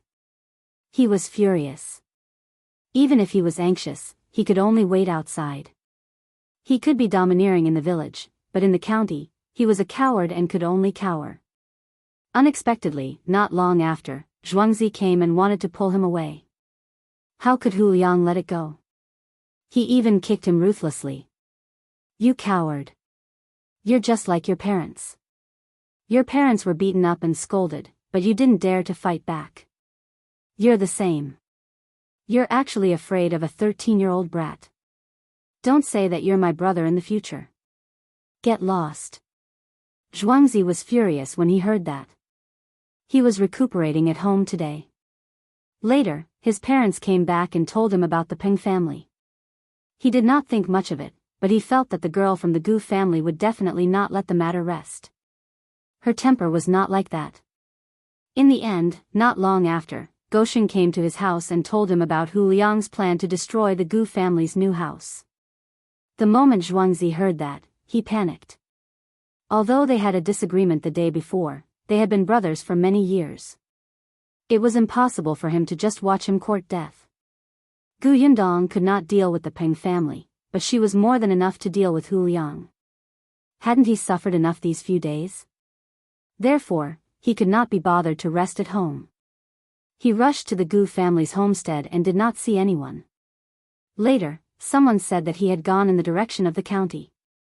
Zhuangzi was furious and immediately rushed to the county city. As expected, he saw Hu Liang pacing left and right at the back door of the Peng family. Seeing that he had not entered yet, Zhuangzi heaved a sigh of relief and wanted to take him away on the spot. Who would have thought that not only was he obstinate, but he also kept poking at his heart. He was also angry. Hu Liang, one used to call you big brother because you were loyal, decisive, and smart. But look at you now. You just have to hold on to a little girl and not let go. You clearly suffered at her hands and lost money. You knew that you were not her match, but you still insisted on charging up. You're saying that I'm not loyal, decisive, or smart enough now, right? Hu Liang interrupted him impatiently. Let me tell you, it's precisely because one suffered a loss that I have to take revenge. This is a man's backbone. I'm different from your parents. They don't dare to make a sound when their house is destroyed. They only know how to cry when their family's land is snatched. One think if your sister is raped one day, your family will only obediently give her to the rapist. They won't even dare to let out a fart. Perhaps they have to thank the rapist for taking a fancy to her. Hu Liang. Zhuangzi's eyes widened. How dare you say such a thing? Why wouldn't one dare? Your family is so cowardly. Otherwise, why haven't you had any friends since you were young? If it weren't for the fact that I pity you, you wouldn't even be my underling. Pfft, one don't want you as my underling anymore. In the future, you might have to rely on your sister who sells her body.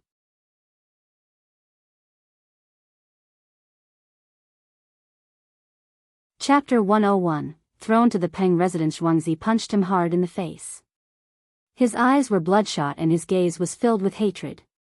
Hu Liang, if you want to die, go ahead. From now on, we're not brothers. Just treat it as my kindness being fed to the dogs.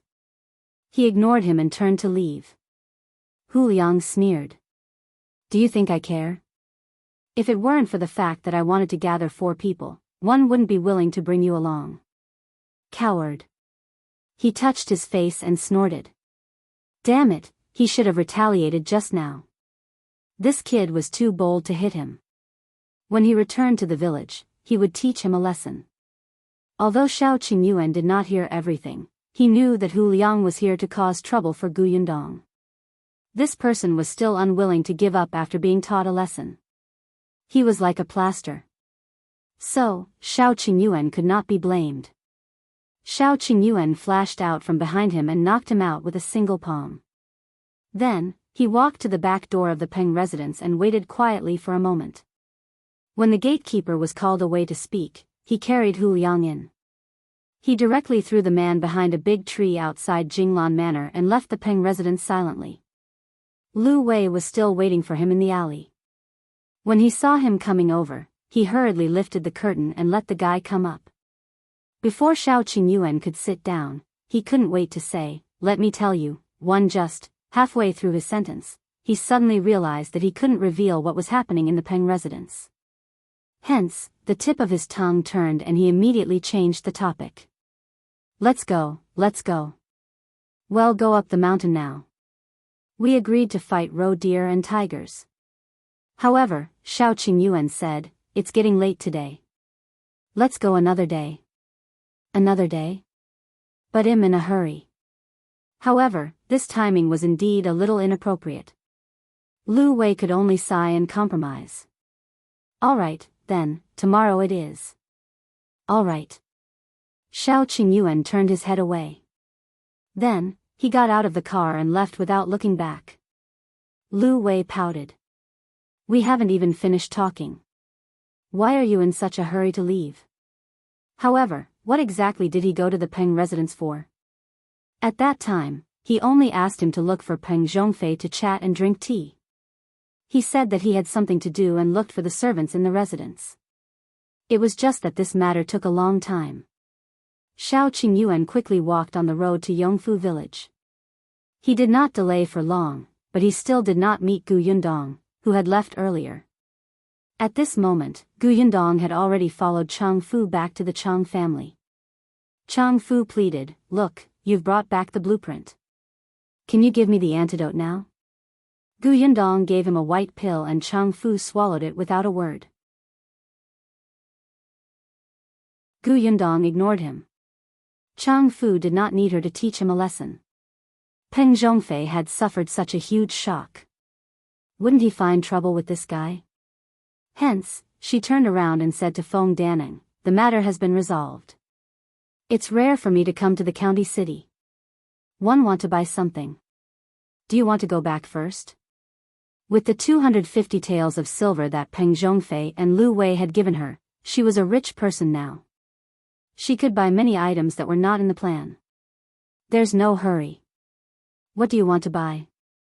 One can help you carry it. Feng Danning really admired Gu Yundong. At such a young age, she was robbed by the overlord young master of the Peng family. It actually took less than 4 hours for her to bring it back and she was completely fine. Feng Danning felt that he could not do it. He suddenly felt that all these years had been in vain. Gu Yundong thought for a moment. After all, Feng Danning was more familiar with this county than her.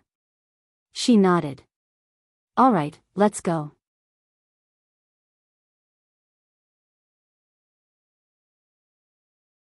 Chapter 102, Buying a Carriage. Gu Yundong first brought Feng Danning for lunch. It was the best restaurant in the county, Yuexiang restaurant. Feng Danning only knew that the food in this restaurant was good, but he had never been willing to come in to eat. He did not expect to take advantage of Yundong and taste the food at Yuexiang restaurant. It was delicious, but it was too expensive and the portion was small. Just a palm-sized dish cost 30 copper coins. Feng Danning felt sorry for Gu Yundong's money. However, this girl was very generous. After eating, she asked Feng Danning to bring her to the market. She wanted to buy a carriage. You want to buy a carriage? Feng Danning was surprised. This Gu girl who had escaped from the wilderness was indeed more capable than he had imagined. He thought that it would be good enough if she could take out 100 taels of silver to build a house. He did not expect that she still had the money to buy a carriage. Gu Yundong nodded. It's convenient to buy a carriage. If we hadn't taken someone else's mule cart into the city today, we wouldn't know how much time we would have wasted. Moreover, my sister-in-law is still young. With a carriage, we can bring them to the city to play. Gu Yunshu and Gu Yunke rarely had the chance to go out and play. In the past, when they were in the Gu family, Gu Yunshu was probably the only one who had gone to town. Later, they were on the way to escape. This time, they went far, but they did not have the leisure to stop and take a good look. Now that she had settled down, she had money on hand and could send Yunshu to school. In the future, she would bring them out to play whenever there was a festival. If you want to buy horses, you have to go to the market on East Street, which specializes in selling livestock. It's just that it's already past noon. One don't know if there are any good horses. Gu Yundong nodded. Then let's go to the market in East Street to take a look. If we can't find anything good today, well, come back another day. Feng Danning laughed and led her to East Street. After noon, the market was not as lively. Feng Danning knew someone here. He was a smart kid who looked after the place. He directly brought them to the innermost part of the market. Uncle Feng, you're lucky today. Just now, the broker from the Wan family brokerage brought 3 or 4 horses over. I've seen them. They're better than the ones sold this morning. Feng Danning perked up. Really? Hurry up and bring us to take a look. The horses were indeed good horses, but they were also not cheap. Gu Yundong was not very good at checking horses, but Feng Danning had some experience. In addition, the kid beside him helped to bargain. In the end, he bought a strong brown-haired horse for 15 taels of silver. This horse was quite friendly to Gu Yundong, and she liked it. It was not old, so she decided that it was it. When the broker asked her if she wanted a carriage, she definitely did. However, there was no need for it to be too gorgeous. After all, she often went back and forth in the village. It was all dirt. In the end, Gu Yundong chose an ordinary-looking but sturdy carriage. She put on the horse rope and could leave. This carriage also cost 3 taels. TSK, it was expensive. But now that she had a carriage and a house, Gu Yundong was very satisfied. After the carriage was bought, Gu Yundong wanted to go to South Street to buy something. It was prosperous there and was close to the city gate. Feng Danning was a little excited as he drove the carriage. Men loved vehicles, regardless of modern times or ancient times, even if this vehicle was not his. The two of them took the carriage to the East Street. Unexpectedly, when the carriage passed by the back road of the Peng residence, the door of the Peng residence opened and a person was thrown out heavily. If not for Feng Danning's sharp eyes and quick hands, the horse would have been shocked.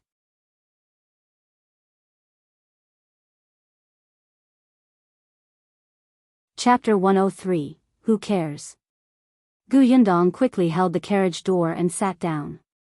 He looked up at the person who had been thrown out. That person was in a sorry state. The lower half of his body looked bloody, and his face was swollen. Why does he look so familiar? Where have I seen him before? She didn't know him, but Feng Danning did. He was shocked. Isn't this Hu Liang? Why is he here and beaten up like this by the Peng family? Yundong, should we? Feng Danning wanted to ask if he could help. Although this rascal was quite hateful, they were from the same village after all. It was a little unreasonable for him to stand by and do nothing when he saw him like this. Unexpectedly, before he could finish speaking, Hu Liang, who was beaten half to death, started crying at the Peng residence. I'm not lying. I'm really here to look for young Master Peng. Io, that Gu Yundong wants to harm young Master Peng. She went around our village saying that young Master Peng stole her things and even said that she has a backer to torture young Master Peng to death. Hu Liang did not know how things had turned out like this. He had been in the Peng residence since the moment he woke up. He was about to look for young Master Peng when he was caught. They said that he was a thief who had broken into the residence. He must have been involved in young Master's accident. Then, he was beaten up without a word and thrown out. Gu Yundong sneered. Facing Feng Danning's similarly gloomy expression, she said, "Who cares if he dies?" It didn't look like he had been hit very seriously. He still had so much strength to frame her. Feng Danning did not look at Hu Liang again and drove the carriage past him. Hu Liang still wanted to work hard, but he did not expect another person to come out of the Peng residence. It was Peng Zhongfei's servant. This servant had been taking care of Peng Zhongfei, who had been beaten up previously. Later on, he heard the subordinates talking about Hu Liang. When he reported it to the young master was actually very angry. He said that the Gu family was under his protection now. Whoever dared to destroy the Gu family's house would be going against the Peng family. He asked the servant to come out and give Hu Liang a warning. The servant did not look at Hu Liang. He only said a few words to the thugs beside him before entering again. As soon as he left, the thugs began to approach Hu Liang step by step. Gu Yundong and his wife did not know what happened after that. As soon as she arrived at South Street, she started shopping crazily. With money in her hands, she did not panic. In addition, she was living in the Zhang family now, so she did not need to be wary of anyone.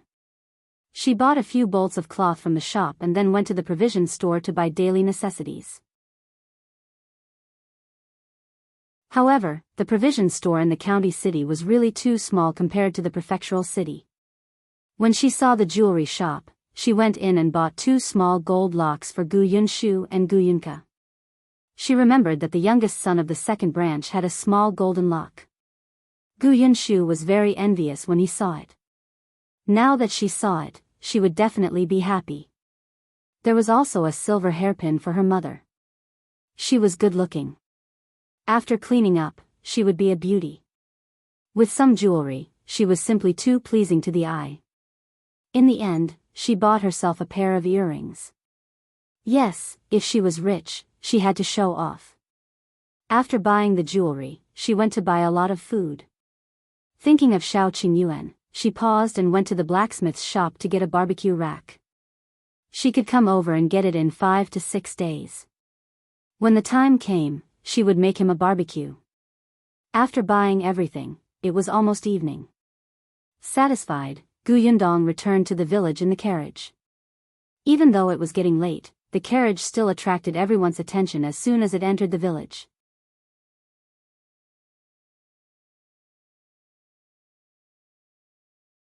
Chapter 104:1 Bought it. The driver was Feng Danning.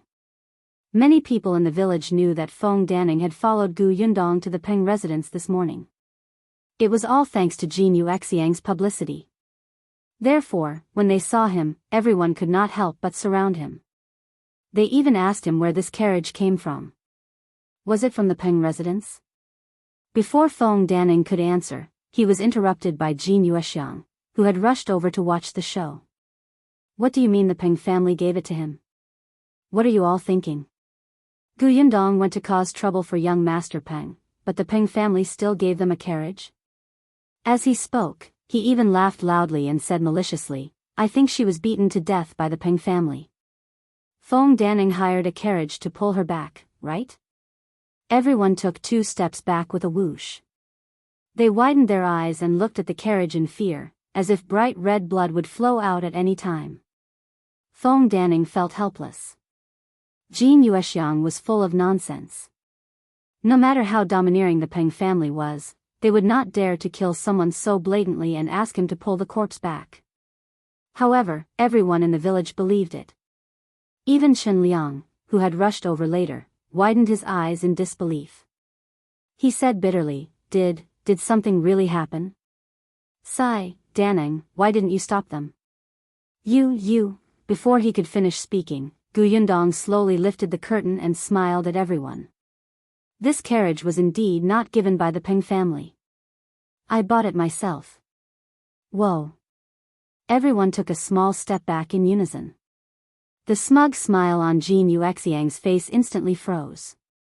She widened her eyes and looked at Gu Yundong. You're fine? What are you talking about? What can happen to me? Didn't you go and find trouble with the Peng family? Gu Yundong looked innocent. Who did you hear that from? Jin Yuexiang shouted, I heard it with my own ears. It was clearly Feng Danning who said that the blueprint had been taken away by young Master Peng. He didn't even allow you to build a house. You went to the Peng family to ask for an explanation. Oh, so she was eavesdropping. Gu Yundong raised his eyebrows. Oh, young Master Peng only said that my drawing is very good and wanted to borrow it to take a look. I happened to be going to the county city to buy something today, so I took the drawing back. Why is it that when it comes to you, it becomes me going to the Peng residence to demand an explanation? Do you dare to say this in front of young Master Peng? Feng Danning said righteously, That's right. Yundong wanted to buy a carriage. One happened to be more familiar with it, so she asked me to help her pick one. She could also go to the Peng residence to get the blueprints. Jin Yuexiang, how can you distort the truth and spread rumors everywhere, making everyone panic? Jin Yuexiang was dumbfounded. Did she hear wrongly? No. The others suddenly understood. So that was the case. If it was really as Jin Yuexiang had said, would Feng Daneng and Gu Yundong be able to return safely? Indeed, they could not trust Big Mouth's words too much. Qingyuan heaved a sigh of relief and turned his attention to the carriage. Did you buy this? Gu Yundong got out of the carriage. I thought that it would be more convenient with a carriage. We won't have to rely on our legs to go to the county next time. Qingyuan nodded. The Gu family was indeed wealthy. The Gu girl. At this moment, someone suddenly called out to her from the side and said enviously, "Your carriage looks very good. This horse looks strong. The carriage is also sturdy and big. In the future, when we go to the county city, it will be convenient, right?"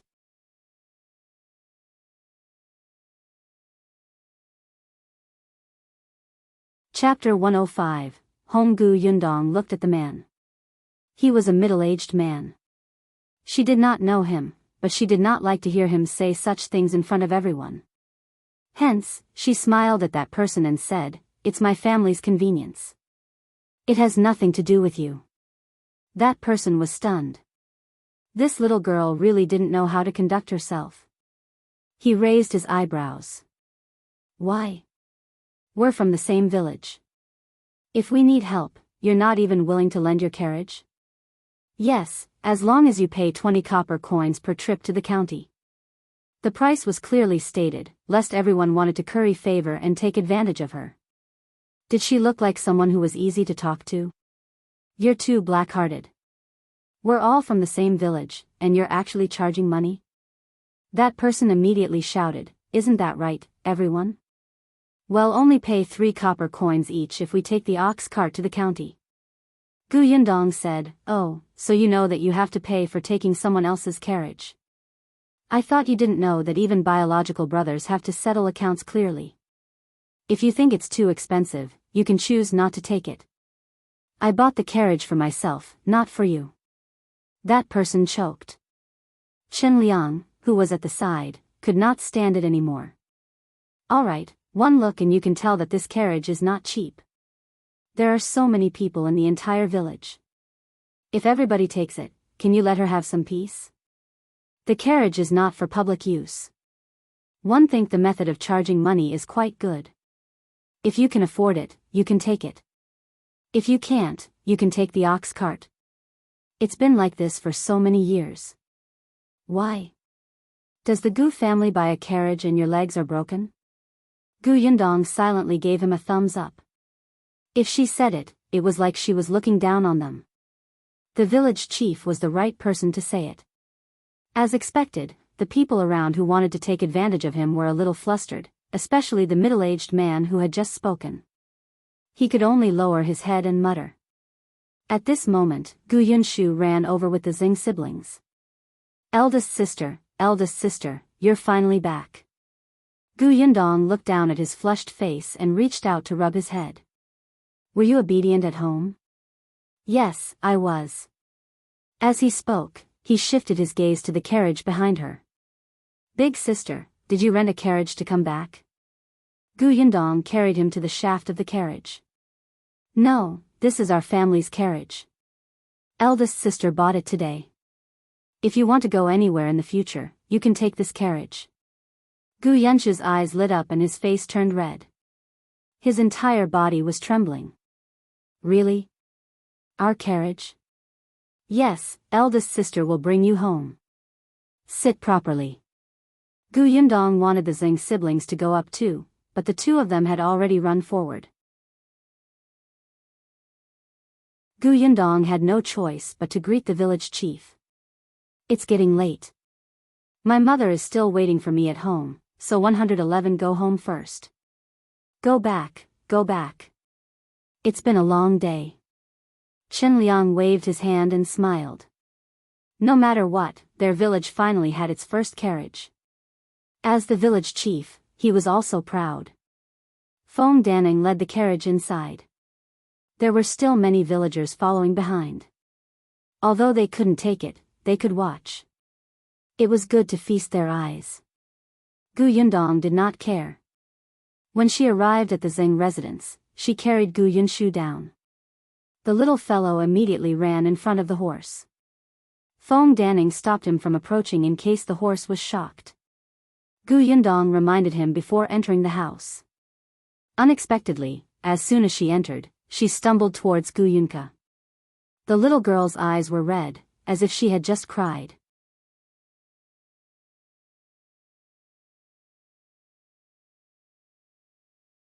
Chapter 106, Gu Yunke complains. Gu Yundong was stunned. Why are you crying? Who bullied you? It's older brother. The little girl began to complain. Older brother was bad. One also wanted to pick up eldest sister. He didn't even wait for me and ran away. I'm so angry. Gu Yunke was young and malnourished. She would stagger if she walked faster, let alone run. Gu Yunshu did not notice and ran to the village entrance to pick up eldest sister. The little girl was so angry that she stomped her feet twice. 111 Ignore brother from now on. Just as she finished speaking, Gu Yunshu ran in excitedly and said to her, Little sister, eldest sister bought a carriage. It's outside the door. Hurry up and take a look. The little girl's eyes immediately lit up. I want to see, want to see. Then, she naturally held Gu Yunshu's hand and the two of them happily walked out of the courtyard. Gu Yundong, as long as the two of you are happy. She shook her head and stood up to look at Madame Yang and Madame Dong. Madame Yang's eyes were also sparkling. Gu Yundong laughed. If you want to see it, go and see it. But don't get too close to the horses. But Madame Yang ran away. Only then did Dong Xiulan walk to her side and exhale softly. It's good that you're fine. Qingyuan came back earlier and said that your matter has been resolved. The Peng family won't find trouble with you. But I'm always worried about you not coming back. Auntie Dong, don't worry. If one was not confident that I could solve the problem, one wouldn't have rushed forward rashly. Gu Yundong quite liked Dong Xiulan. You said that Shao Qingyuan is back. Is he next door? I think so. You saw him in the county, didn't you? I did. He even did me a favor. Dong Xiulan immediately smiled. Am I right? Qingyuan is a good child. Yeah. As they were talking, Gu Yunshu came in with a stick of candied hawthorn in his hand. Eldest sister, did you buy this for us? Just now, Uncle Feng said that there were many things to unload in the carriage, so he went to help carry them. He did not expect to see a few red sticks of candied hawthorn as soon as he got in. He was fine, but Gu Yunke had already licked off half of the candy. There should be a few more skewers in the carriage. Give one to Zheng Yu and the others each and leave 2 for Uncle Feng to take home. Gu Yunshu ran away again. When Gu Yundong went out, Feng Danning had already unloaded half of the things in the carriage. Beside him, there were people holding a stick of candied hawthorn in one hand and carrying small items on the ground with the other hand into the house. Gu Yundong rubbed her forehead and chased them to the side to eat. She and Madame Dong brought everything back. The Zheng family's courtyard was not big, but they had a pig shed previously. Although they did not raise pigs anymore, they could still let the horse live in it after tidying it up. Feng Danning had wanted Gu Yundong to leave the carriage at his house, but Gu Yundong saw that the children surrounded the carriage and were unwilling to leave, so he gave up. After Feng Danning left, Gu Yundong began to sort out the pile of things he had bought. She bought a lot of cloth. When she saw one of the navy blue cloths, she subconsciously felt that it was very suitable for Shao Qingyuan, so she bought it. Looking at this piece of cloth, she was a little stunned. It was not easy to give it away, right? Forget it, she would think about it later. Just as she was about to put it away, Dong Xiulan came in. Yundong, Qingyuan sent 2 pheasants over earlier. Are we going to cook them tonight? Her gaze landed on the cloth in her hand. This fabric looks good. Is it for Yunshu? Is the color too dark?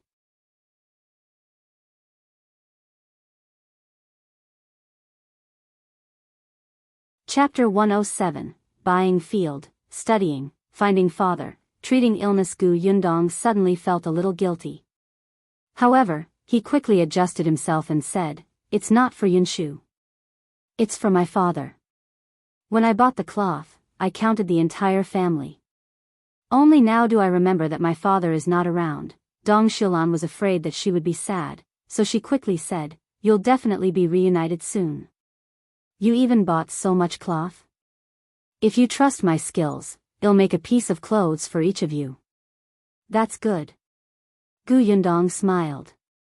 "Auntie's embroidery skills are good, so it's definitely not a problem for you to make clothes. But I have to make it clear that you have to be paid. One can't take advantage of Auntie." "How is this taking advantage? Look at how much good stuff our family has eaten from you since you came. You went to the county city and came back to buy candied hawthorn for Yuer and the others. I'm so grateful. It won't take much effort to make a few sets of clothes. It's settled." With that, Dong Xilan left without waiting for her to reject. Gu Yundong laughed and shook her head. She did not insist. After tidying up herself, she went to the kitchen to cook the 2 pheasants. They had agreed to make a salt-baked chicken and a spicy chicken for Shao Qingyuan. Dong Xilan had taken care of the 2 chickens, so Gu Yundong moved much faster. In addition to the 2 chickens, she also bought other vegetables in the county city. When they were done, she asked Gu Yunshu to send them to the neighboring house. After dinner, Gu Yundong sat on the chair and pondered. Now that the blueprints were back, the Peng family would not cause trouble for him. Apart from the money she had to build a house and buy a carriage, she still had about 230 taels of silver. To others, it might seem like a lot, but to Gu Yundong, it was not enough. Not to mention that she did not have a fixed asset like fertile land. She still had to send Gu Yunshu to school, find Gu Dajiang, and treat Madame Yang. These were all money-burning jobs where she could not save money even if she wanted to. She had to buy a few acres of fertile land. She could rent it out even if she didn't know how to grow it. Yunshu's school was not in a hurry. She heard from the village chief that the school in town had to accept students above the age of 6. Yunshu would only be 6 years old after the new year. She could just ask around first. As for Gu Dajiang, after the house was built, she wanted to personally make a trip to Qingyuan Prefecture. Back then, they had agreed to meet in Qingyuan Prefecture. If Gu Dajiang was still alive, he would definitely go. However, after the chaos in Qingyuan Prefecture, it was hard to say what would happen next. In this era, there was no mobile phone network. It was too difficult to find someone. Also, Madame Yang's illness was actually what Gu Yundong was most worried about at the moment. She was afraid that the blood clot in her brain would spread and aggravate her condition.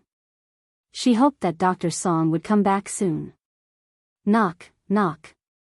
A soft knocking sound suddenly came from the window. Gu Yundong jumped up from the bed and immediately walked to the window. "Who is it?" "Me.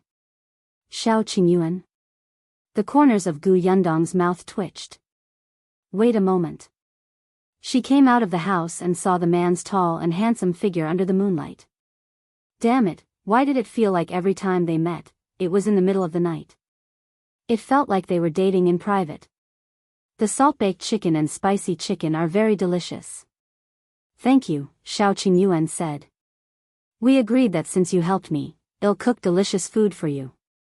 Besides, we ate a lot of the wild animals you hunted. That's why I'm here. I want to ask you for a favor." Gu Yundong was stunned. "What favor?"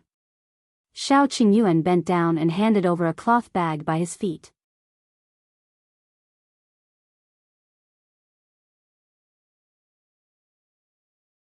Chapter 108, Under the stove. Only then did Gu Yundong notice that there was something beside his feet. What is this? White flower, Shao Qingyuan said. I'm going to bring that young Master Liu into the mountains tomorrow morning. I promised him that one would go deep into the mountains to kill the tigers. I might only be back in 2 or 3 days, so one have to bring some dry food. The steamed buns and pancakes in town are too disgusting. I want you to help make some. Gu Yundong's eyes widened. Tigers? You're going to fight the tigers? Have you fought them before? I did. Once, when he went deep into the mountains, he encountered an old hunter who was bitten by a tiger and was almost forced into a corner. He was the one who knocked the tiger down. Later on, the old hunter dealt with the tiger and gave him the bulk of the money. But you even brought that useless young Master Liu along this time. Won't he be dragging you down? Gu Yundong frowned. He felt that his decision was very unwise. If he wanted to fight the tiger, it would be easier for him to escape if he encountered danger in the mountains alone. But with such a rich young master, Gu Yundong had a feeling that they were courting death. Shao Qingyuan said, he insisted on following. What a prodigal son who wants to drag others down with him. Gu Yundong regretted that she had only received 50 taels of silver in the day. One think it's better for you to knock him out and throw him into a tree. That's what one planned to do. Gu Yundong was speechless. She could not help but laugh. Seeing that he had already made up his mind, Gu Yundong could not say anything. She took the white flour bag. Wait a moment. 111 make pancakes for you now. In this weather, it won't be a problem to keep them for 2 or 3 days. Later, you can make them hot and eat them. By the way, can you eat spicy food? I'll make you some hot sauce. It'll warm you up. Shao Qingyuan couldn't help but smile when he saw her turn around and return to the kitchen. Okay. Gu Yundong's movements were very light. Madame Dong and the rest were sound asleep and were a distance away from the kitchen. Once the door was closed, most of the sound was cut off. Although Shao Qingyuan's culinary skills were not good, he could still start a fire. One of them stood in front of the stove while the other was sitting. The scene was indescribably harmonious. Gu Yundong kneaded the flour and asked about what happened during the day. You were the one who caused Aunt Shui to fall into the water and the dogs to foam at the mouth? Back then, she had asked him to create 2 chaos in the residence in half an hour. It would be best if it was closely related to Peng Zhongfei. Moreover, it was the kind of unlucky thing that made people think that he had done too many bad things and received retribution. As expected, the 2 consecutive incidents made Peng Zhongfei believe her words without a doubt. Aunt Cui's matter had nothing to do with me. The dog was my doing. Shao Qingyuan originally wanted to light a fire in Peng Zhongfei's study, but before he could do so, he realized that Peng Zhongfei's first wife wanted to deal with his beloved concubine, Madame Shui. Shao Qingyuan watched coldly as his wife and concubines fought. When the servants went to Jinglan Manor to report to Peng Zhongfei, he went to find the ferocious dog. When it saw Shao Qingyuan, the dog bared its fangs at him and wanted to bite him, but he kicked it away. Then, this dog foamed at the mouth. Gu Yundong could not help but laugh when she heard that. She was very agile. When Shao Qingyuan asked her how to get the blueprint back, she said what she needed to say. There was nothing to hide from the 2 of them. When all the pancakes were done, Gu Yundong gathered them all and handed them to Shao Qingyuan. Time was limited, so she could only make do with this. Shao Qingyuan was about to leave with the cloth bag containing the hot pancakes and sauce when Gu Yundong suddenly thought of something and hurriedly stopped him. Wait a moment.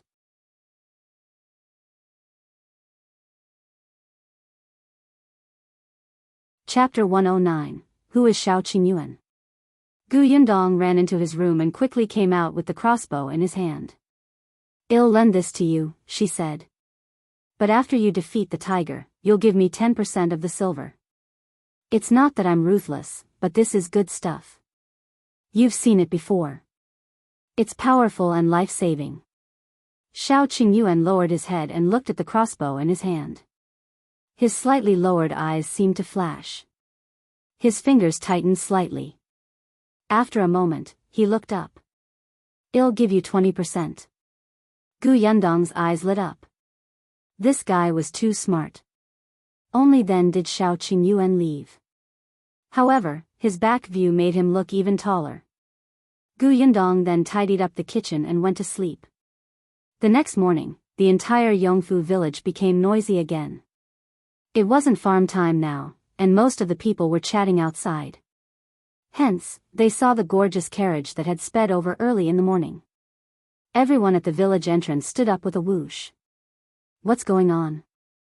The Gu family bought a carriage yesterday. Who bought it today? As soon as someone finished speaking, he heard the servant driving the carriage ask, "Brother, how do we get to Shao Qingyuan's house?" Shao Qingyuan? Who is it? There's no such person in our village. Did you find the wrong person? The servant was dumbfounded. What? There was no such person. Isn't this Yongfu village? It's Yongfu village, but there's indeed no one called Shao Qingyuan. Tell me in detail what that person looks like. He might be from the neighboring village. I'll help you ask around. Why ask? Madame Zhou couldn't stand it anymore. She squeezed in with a washing basin and couldn't help but roll her eyes at the group of people. Then, she said to the servant, "Why are you looking for Shao Qingyuan? Don't tell me you're looking for trouble." The curtain of the carriage was lifted, revealing Lu Wei's face. He smiled and said to Madame Zhou, "I'm looking for him to help me." He's from this village, right? Someone beside him recognized him. Wasn't this the young master behind Madame Fong and her daughter that day? The discussions at the side made Madame Zhou understand. It seemed that they were not looking for trouble. She heaved a sigh of relief and pointed to the left. Shao Qingyuan's house is at the foot of the mountain over there. Go over and you'll see a house under construction. Just go a little further. A villager exclaimed, "Isn't that the home of a wolf cub?" A wolf cub, that's right, the wolf cub seemed to be called Shao Qing something. This was a habit, and they almost forgot his original name. Lu Wei thanked him and asked the servant to drive the carriage to the Shao family. When everyone saw him leave, they followed behind curiously. Not long after, Lu Wei entered the Shao family's house. The villagers who had followed him here were a little far from his house. They only dared to stand at the entrance of the Zheng family's house and discuss. Shao Qingyuan had been waiting for him since a long time ago. Everything that needed to be prepared had been prepared. When Lu Wei arrived, he didn't even drink any water before he was called into the mountain. "Have you brought everything? We have to stay in the mountain for at least 2 days." When Luan, the servant beside him, heard that he would be staying for a few more days, he immediately could not take it anymore. "Young master, why you're not coming back on the same day? Don't be silly. We have to go deep into the mountains to hunt tigers. How can we come back in a day?" "All right, stay in the Shao family obediently and wait for me to come back. Help Shao Qingyuan guard the house. Be smart. When Brother Zing needs help in the room, help him. Don't put on airs." Luan was about to cry, but he could not stop the young master at all. No wonder the young master did not even bring the coachman when he went out in the morning and only let him drive the carriage. Luan wanted to cry but had no tears. He could only watch as the two of them walked further and further away. When Madame Fong and her daughter rushed over after receiving the news, the eldest young master of the Liu family was nowhere to be seen.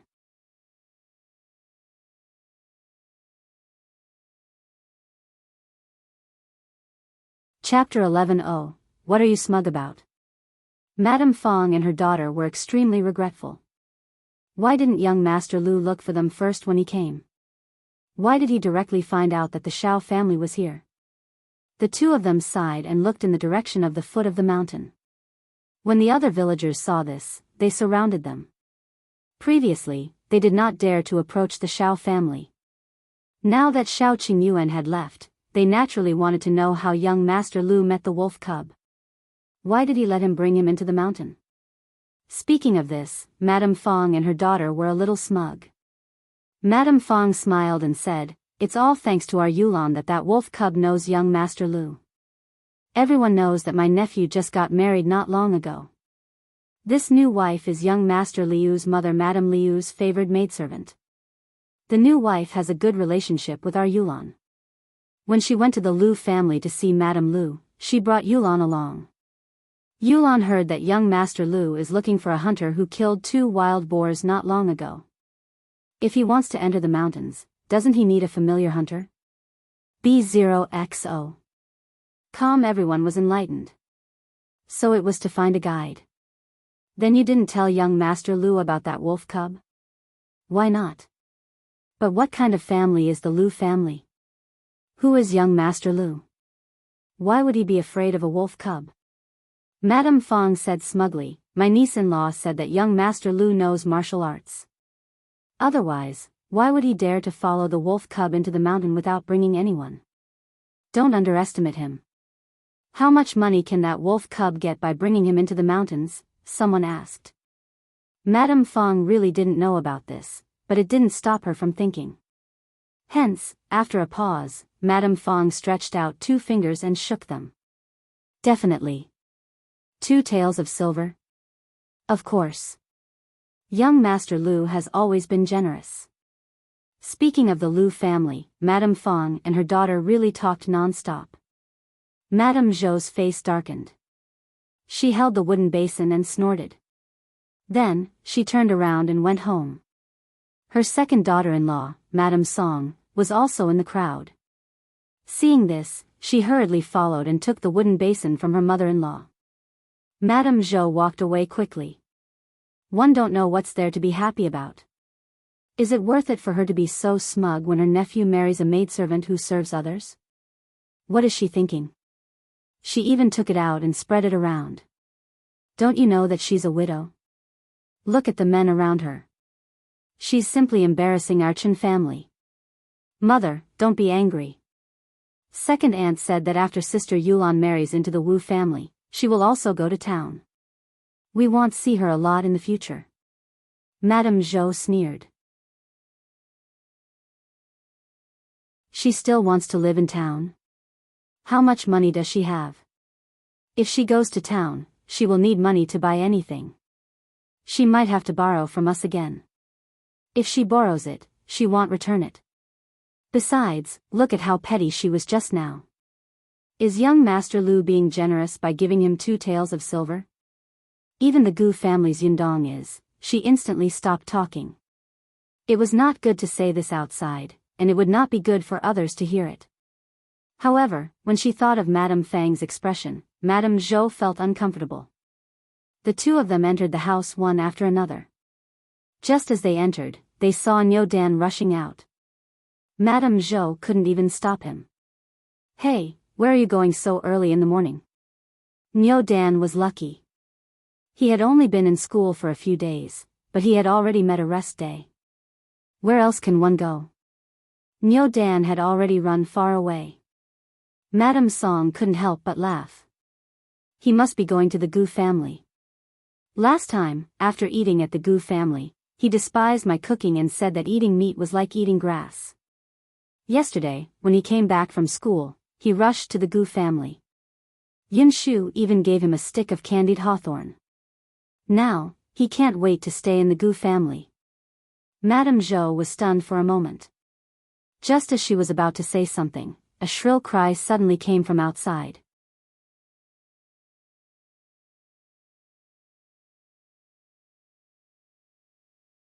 Chapter 111, making the call. This voice suddenly became sharp, startling the mother-in-law and daughter-in-law who were talking.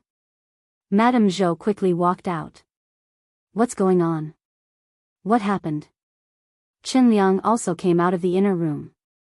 The few of them came to the front yard and saw Jin Yuexiang sitting on the ground crying. Village chief, our Liangzi is in trouble. His legs were broken. Qingyuan and the others were shocked. Before they could react, they saw Hu Liang being carried into the courtyard. Hu Liang looked terrible. The smell of blood on his body was extremely strong. His eyes were closed as he fell asleep. Qingyuan quickly took a few steps forward. What's going on? Who hit him? Jin Yuexiang immediately pointed to a man who was being held by the Hu brothers. That's him. Liangzi came back with him. That person struggled angrily but did not break free. His face was ashen as he said, "You guys really don't know what's good for you. I was kind enough to send your son back, but you guys are blackmailing me. Bah, if I had known, I wouldn't have cared about your son's life." Jin Yuexiang got up and rushed over to grab the man's face. "What did you say? Say it again." Qingyuan quickly called his wife and daughter-in-law to stop her. "What are you doing? He hasn't said it clearly. Why did you attack?" Then, he looked at the man and asked, "What exactly happened?" The man snorted. "Uncle Qinliang, Im Quan from the neighboring village. You should know my father, Jiang Fang. I've been working in the county city recently. This morning, one saw Hu Yang being thrown into the alley with blood all over him. One didn't know what happened, so one brought him back out of kindness. Who knew that when one sent him to the Hu family and wanted to leave, they would invite a doctor while entertain me hypocritically. After the doctor said that he couldn't keep his legs, the Hu family actually didn't let me leave. They even said that I beat Hu Yang up and asked me to compensate. I've never seen such a shameless person. If one had known, I wouldn't have cared about Hu Yang's life at all." Jin Yuexiang shouted, "If it wasn't for you, would you be so kind as to send him back? My Liangzi is so pitiful. Why did he meet such a heartless person like you? You're going to be struck by lightning." Ah, Quan gritted his teeth. "The one who's struck by lightning will be your Hu family. You raised a son who only knows how to steal. He deserves this outcome. Village chief, you heard him. He's admitting that he did it." Madame Zhou and Madame Song could not help but roll their eyes. When did he admit it? Qinliang could not be bothered with her. He only asked Ah Quan, "Then do you know who beat him up?" Ah Quan immediately fell silent.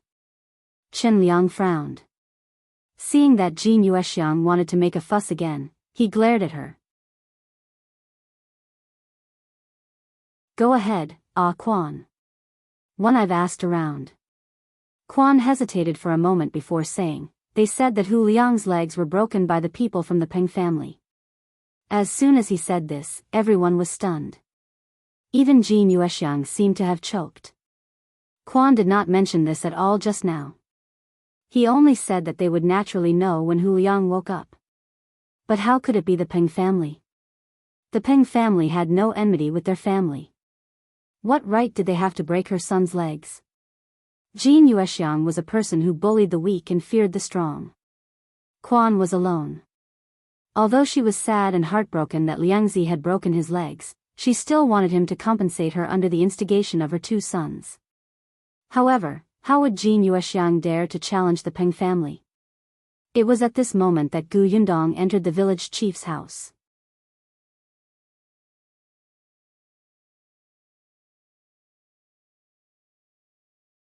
Chapter 112, Dream on. Gu Yundong was here to buy fertile land from the village chief. Previously, because of Lu Wei's arrival, a large group of people had gathered at the Xing family's door. After Madame Fang and the others left, Niu Dan ran over to look for Yun Shu to play with. She knew that Qinliang was resting at home, so she asked where there was fertile land to sell. But looking at the situation in the courtyard now, she seemed to have come at the wrong time. "Chief, can I come back later?" Qinliang nodded at her, and Gu Yundong turned to leave. Jin Yuexiang suddenly reacted and jumped up. She pointed at Gu Yundong and said, "It's her. She must have done it." Speaking of how her son had offended the Peng family, she could only think of Gu Yundong, who had also gone to the Peng family yesterday. Her son's accident was definitely related to this brat. Gu Yundong was dumbfounded. She was just a passerby. What did it have to do with her? Qinliang also felt that Jin Yuexiang was being unreasonable. "Why did Yundong hit your son?" "Your family compensated her 5 taels of silver, and Yundong also said that this matter would end here." "Jin Yuexiang, you don't like the young lady, so you threw dirty water at her. Can you still be a human?" Jin Yu was extremely furious. "It's her. Village chief, it's really her. Our Liangzi heard that this brat went to settle scores with the Peng family, so he followed her to the county to look for young Master Peng. In the end, he didn't come back. Phi lost his legs when he was sent back this morning. If it wasn't this girl, who did it? Qin Liang's face darkened when he heard that. So you're saying that Hu Liang wanted to harm Yundong first? Jin Yuexiang choked and quickly argued, didn't he fail? On the contrary, my Liangzi ended up like this. You're the village chief of Yongfu village. You have to stand up for my Liangzi. That's right. The Hu brothers looked at each other and said, Liangzi's life is ruined. He won't be able to support himself in the future. Gu Yundong has to pay 100 taels of silver no matter what. Gu Yundong's lips twitched. Dream on. Why? Do you want to have a taste of being whipped by me? The Hu brothers suddenly shut their mouths and did not dare to speak anymore. Although they had not seen Gu Yundong's actions with their own eyes, they had heard a lot, especially about their parents being sent flying with a kick. On the other side, Quan could not stand it anymore. One already said that it was the Peng residents who did it. The Peng residents spread the word that Hu Liang sneaked into the residence and stole something. He was caught red-handed by the servants of the Peng residence, which was why he was beaten up like this. Gu Yundong said, did you hear that? If you still think that one hit him, fine. Let's go to the Peng residence and talk about it. Let's see what's going on. Anyway, my family has a carriage, so it's convenient to enter the county city. But let's make it clear. If you accuse me, this won't be something that can be resolved with 5 taels of silver. Think about it clearly. As she spoke, she looked at the Hu brothers. The two of them quickly turned their heads away. Wrong, wrong. It would be easier to blackmail Quan than Gu Yundong. At this moment, Hu Liang finally opened his eyes. He vaguely heard his mother's voice and tilted his head. Jin Yuexiang immediately reacted and rushed up to shout, Liangzi, Liangzi, how are you? Tell me, what happened? When Hu Liang woke up, he was in so much pain that his forehead was covered in sweat. He immediately cried, Mother, mother, my legs are gone. The Peng family broke my legs. All right, forget about blackmailing Gu Yundong now, even Quan was no longer an option.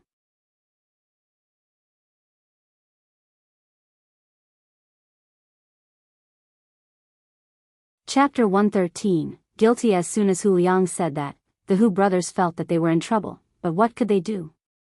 The village chief was watching from the side. Madame Zhou and Madame Song pursed their lips secretly. They were very tired of the Hu family. Although they were from the same village, Hu Liang was a cancer in the village. It might be a good thing if his legs were broken. Jin Yuexiang did not know what these people were thinking. When she saw that her old son had woken up and confirmed that it was really the Peng family's doing, she panicked and hurriedly asked, what happened? What exactly happened? Why did the people from the Peng family break your legs for no reason? Did you really go to their house to steal things? You're stupid. How dare you sneak into the Peng family? What will one do in the future? As she spoke, she started crying. Hu Liang's body was in pain, and he became even more irritable after she cried. I'm not dead. Stop howling. Jin Yuexiang was instantly choked and could not speak. Gu Yundong quickly held it in so that her laughter would not agitate his family. Chen Liang felt a headache coming on. He took 2 steps forward and stood in front of Hu Liang. He asked, tell me clearly, why did the Peng family break your legs? What did you do? Hu Liang gasped in pain as he screamed. Even if the village chief was in front of him, he could not care less about his temper. Why? How would one know why? I was knocked out after circling the back door of the Peng residence. When one woke up, I was in the Peng residence. Then, those servants of the Peng residence grabbed me and beat me up. They said that I stole something and threw me out after beating me up. That's not all. They even broke my legs later. I didn't do anything at all. Why don't you ask the people of the Peng residence yourself? Qingyuan was so angry that he almost fell backward. However, Jin Yuexiang was still saying, "Village chief, you heard it. You have to stand up for our Liangzi." Qingyuan sneered. Stand up for him? How? Listen to what he said. There's not a single word of truth. What do you mean by being knocked unconscious and waking up in the Peng residence? What the hell was going on in broad daylight? Stand up for him? How dare you say that when Hu Liang was sneaking around in the past, he didn't think of asking me to stand up for him? Let me tell you, he was caught stealing something. It's already a light punishment to have his legs broken. If you have the ability, bring your 2 sons to the Peng residence and talk to them. Seeing that the village chief had pointed at them, the Hu brothers subconsciously took 2 steps back and said to Jin Yuexiang, "Mother, Liangzi is already like this. In the future, you and father can only rely on us. If the 2 of us offend the Peng family and are beaten up like this, how can our family survive? Besides, Liangzi is in the wrong." "How am I in the wrong?" Hu Liang was so agitated that he pulled at his wound. Before he could catch his breath, he fainted again. Qingyuan was impatient, especially when he saw the blood seeping out of Hu Liang's body again. He quickly waved his hand. "All right, quickly carry him back and find a doctor to treat him. Don't you know what kind of person Liangzi is? His brother is right. He was in the wrong in the first place. Why are you making a fuss?" Jin Yuexiang was frightened by her 2 sons' words. Although she doted on her old son, she was still the most important. Her old son was already in such a state. She couldn't possibly have nobody to rely on in the future, right? Moreover, she actually felt that Hu Liang was lying. He must have entered the Peng residence to steal something and was caught red-handed. Since the village chief had already said so, he definitely did not intend to interfere. She could only let her 2 sons carry Hu Liang home.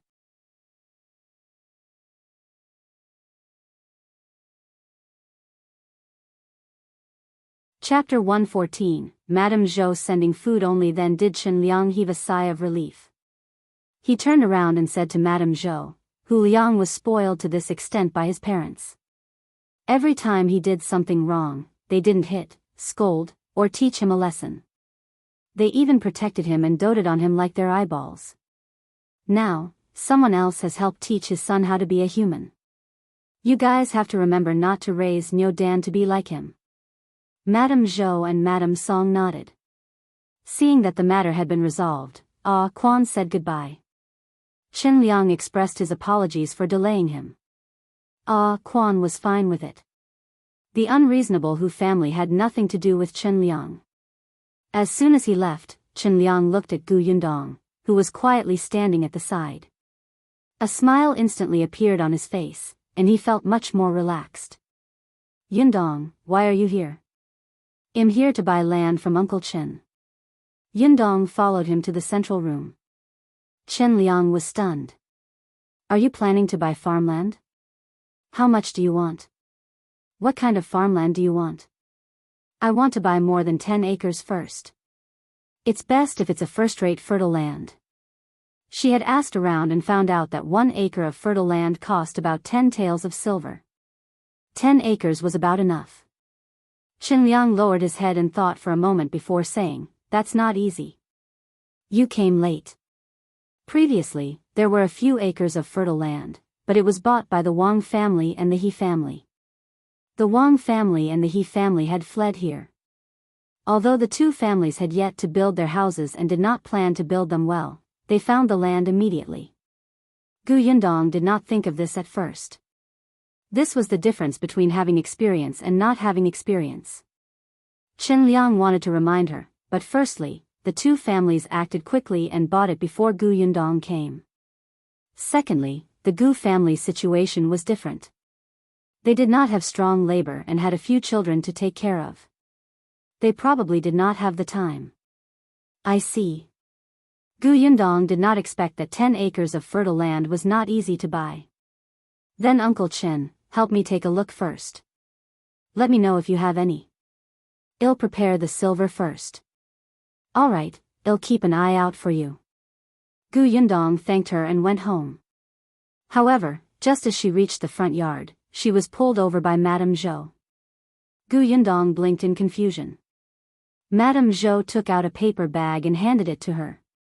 This is the dried cinnamon that your Uncle Chen bought in town yesterday. Take it back. You can cook it and eat it as snacks.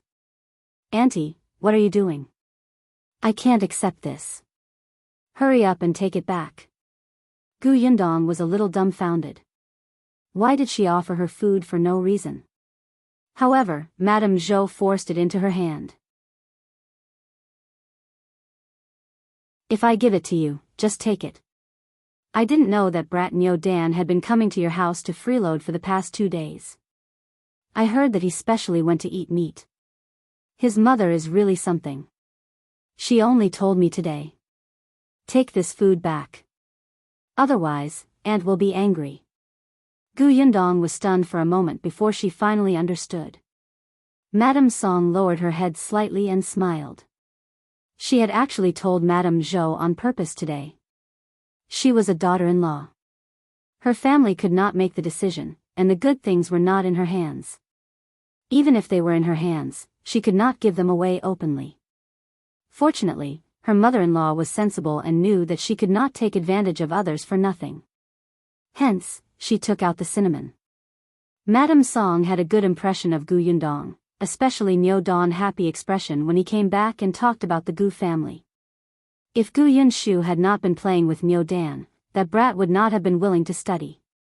She heard that he was praised by master because of Gu Yunshu. Gu Yundong could not refuse her kindness. In the end, she took the cinnamon home. As soon as she arrived at the Xing family, she saw Madame Fong and her daughter loitering at the foot of the mountain from afar.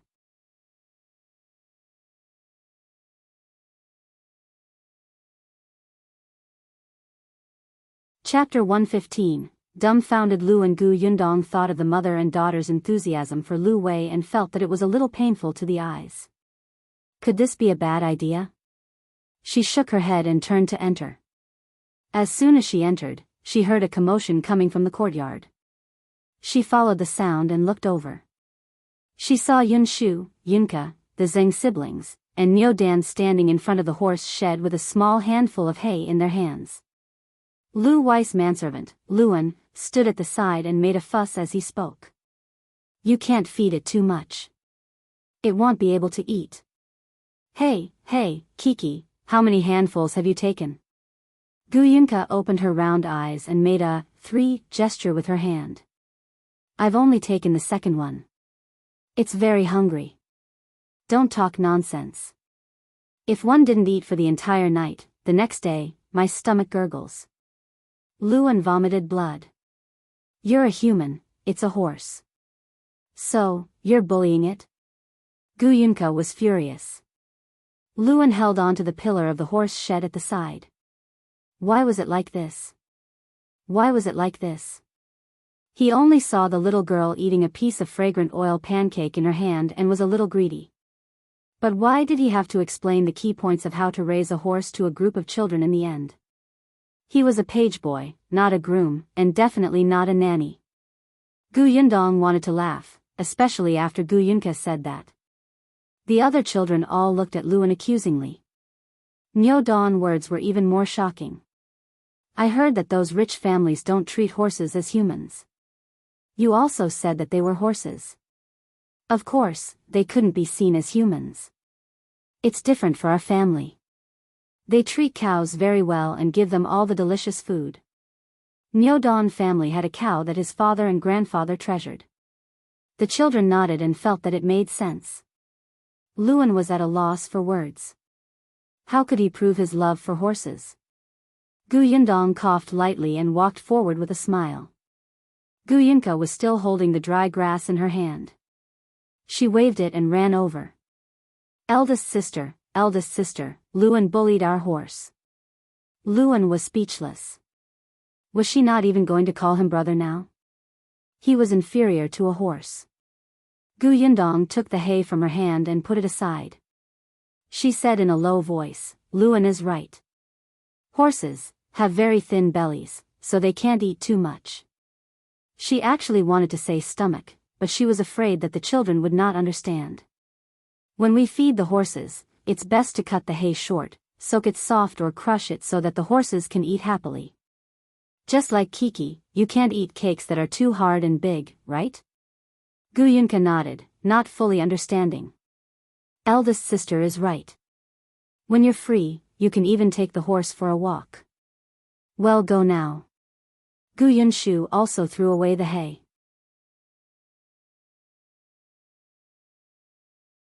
Eldest sister had said that the horse could not eat too much. Eldest sister was right. Gu Yundong turned to look at Liu An. Thank you. Liu An's eyes widened. He really wasn't a nanny. However, when he thought of what his young master had said before he left, he resigned himself to his fate and left with the children. Then, the other children in the village followed. That night, Shao Qingyuan and Lu Wei didn't return. Madame Fong and her daughter waited at the foot of the mountain for a long time. In the end, they could only go home regretfully. However, the next day, the two of them persevered to the foot of the mountain again. This time, they knew how to cover up. They took the basket and pretended to pick wild vegetables. Gu Yundong was still unaware of their actions. When he woke up the next day, it was already a little late. The Dong family had already gone out. She walked slowly to the courtyard. She did not expect to see Gu Yunshu sitting alone in front of the horse shed with his chin on his hand, mumbling something.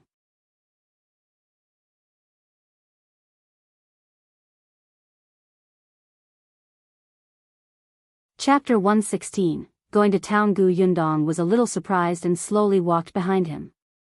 The little thing sighed. Wind chaser, I can't take you out for a walk today. Brother Liu An said that he has something to do in the county city. The Zheng brothers and sisters have gone to the fields. Niu Dan also went to school.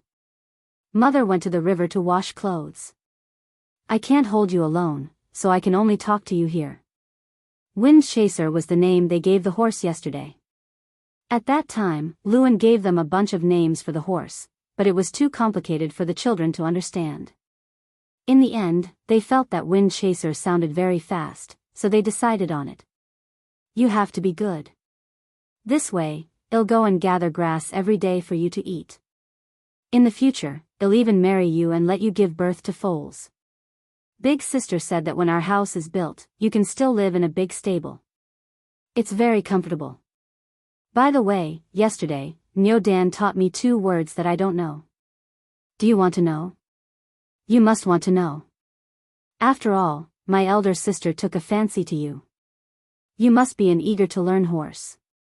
111 Write it for you immediately. As Gu Yunshu spoke, he squatted down and used a branch to draw on the ground. After writing, she tilted her head and read it carefully. After wiping it off, she wrote again. Gu Yundong watched from behind him for a long time. When she saw her small figure squatting on the ground alone, she secretly sighed. Yunshu had only been in Yongfu village for a short period of time. Now, the only good friends she had were Niu Dan and Zhenglu. Niu Dan was going to school. Although Zhenglu was young, he still had to work every day. Early this morning, he went to the fields with his brother and sister. Actually, Yunshu had to work in the old Gu family in the past. Seeing Zhenglu busy himself, he wanted to follow. But how could Madame Dong let him do things for her? She stopped him and let him rest at home no matter what. She even fed the chickens in the backyard in advance and cleaned the courtyard. Gu Yundong wondered if she should let Yunshu go to school. This child liked to study very much and was very intelligent. Even if the school in town only accepted children over the age of 6, Yunshu had basic talent and was only a few months older. Perhaps the teacher could make an exception and accept her. Their house had not been built yet. They did not have poultry, fields, or vegetables. There was a limit to the work they could do. They could try going to the school in town. At the thought of this, Gu Yundong went forward and patted him on the shoulder. Why are you mumbling here alone? Gu Yunshu suddenly turned around. When he saw eldest sister, he hurriedly threw away the branch in his hand and stood up.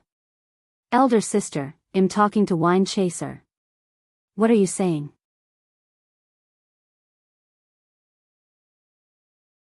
He said that brother Liu An isn't around, so I can't take him out for a walk. Gu Yundong smiled. What's the big deal? Well, go to town later. Isn't it just nice to take a walk? Gu Yunshu's eyes lit up. To town? Us? Yes, well, leave when mother comes back. Where's Kiki? She's eating in the kitchen. Gu Yunshu sighed. Eldest sister, you really have to talk to her properly. If she continues to eat like this, she'll really become fat. She eats meat early in the morning. It's such a big bowl. As soon as he finished speaking, Gu Yunke rushed out of the kitchen and pushed him twice. Stupid brother, baddie, I'll bite you. Gu Yundong picked her up and shook her. Yes, the young lady was a little heavier than before, but it was not that serious. Compared to those children who were excessively fed and clothed, she still failed. All right, go back to your room and change first. When the two children came out after changing, Madame Yang had also returned.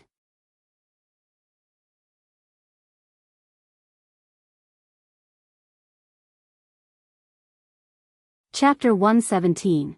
2 schools. After following Madame Dong to the river a few times, Madame Yang could go alone now. This was at the foot of the mountain. The laundry place was a little far from the other women in the village, so she would not meet many people. Madame Yang was also at ease. After drying her clothes, Madame Yang immediately went to change her clothes happily. The family set up the carriage. Gu Yundong asked Yunshu to inform Zheng Hu next door so that Madame Dong would not be anxious if she could not find them. Then, she got into the carriage and set off for town. Although they had all taken a carriage before, the carriage from before was rented. Now that it was their own, the feeling was definitely different. Along the way, other than Gu Yundong, who was driving the carriage outside, the other 3 were all excited. It took 2 hours to walk to town. It was much faster to take a carriage. They arrived in less than an hour. Although Gu Yundong had been to the county city a few times, it was her first time in town. This place was naturally not as prosperous as the county city, but it was also very lively. Gu Yundong first inquired about the place where the carriage could be stored. When she came out of the carriage, she also asked about the school in town. There were a total of 2 schools in town. One of them was where Niu Dan was. The teachers were a scholar in his 40s and his son. His son usually enlightened students who had just entered the school. The students of the scholar were slightly older. There was another school that was bigger than this first school. There were 2 scholars teaching. However, the difference was that this school accepted students based on money. Not to mention the problem of tuition, even the brush, ink, paper, and inkstone had to be bought by the school. Anyone who had brains would know that there would definitely be a lot of commission in between. Therefore, ordinary people could not afford to attend this school. Most of them were from families with good backgrounds in town. Gu Yundong had never considered a second school from the beginning. Even the teachers in this school were like this. The atmosphere was too bad. Hence, after asking for the address of the first school, she brought the 3 of them to the door. Yunshu didn't know at first. He just followed his sister and took a look at the town's environment. He only turned to look at Gu Yundong in surprise when he stood in front of a school called Mo Hall. Elder sister, why are we here? He remembered that Niu Dan went to school here. Gu Yundong squeezed his small hand. One brought you here to take a look. Why? You don't want to come? Gu Yunshu was stunned, but his watery eyes seemed to glow. He wanted to come, of course he wanted to come. Niu Dan had told him a lot about the school.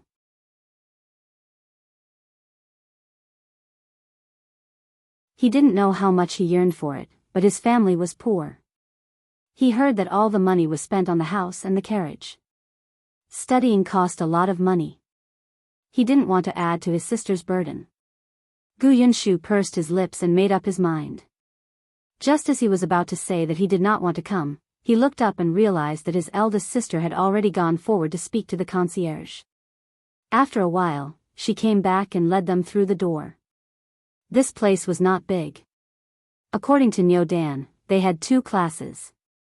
One was a preparation class, and they were all children of his age. The other class was on the other side. Those students were all above the age of 10 and were prepared for the scientific examination. Gu Yundong led the 3 of them all the way there. They could hear the students from the preparation class reading. They could vaguely hear Niu Dan's voice mixed in. When they were about to reach the central room, they suddenly heard a stern voice coming from the corner. What did one tell you? Look at what you did. Did you listen to the master?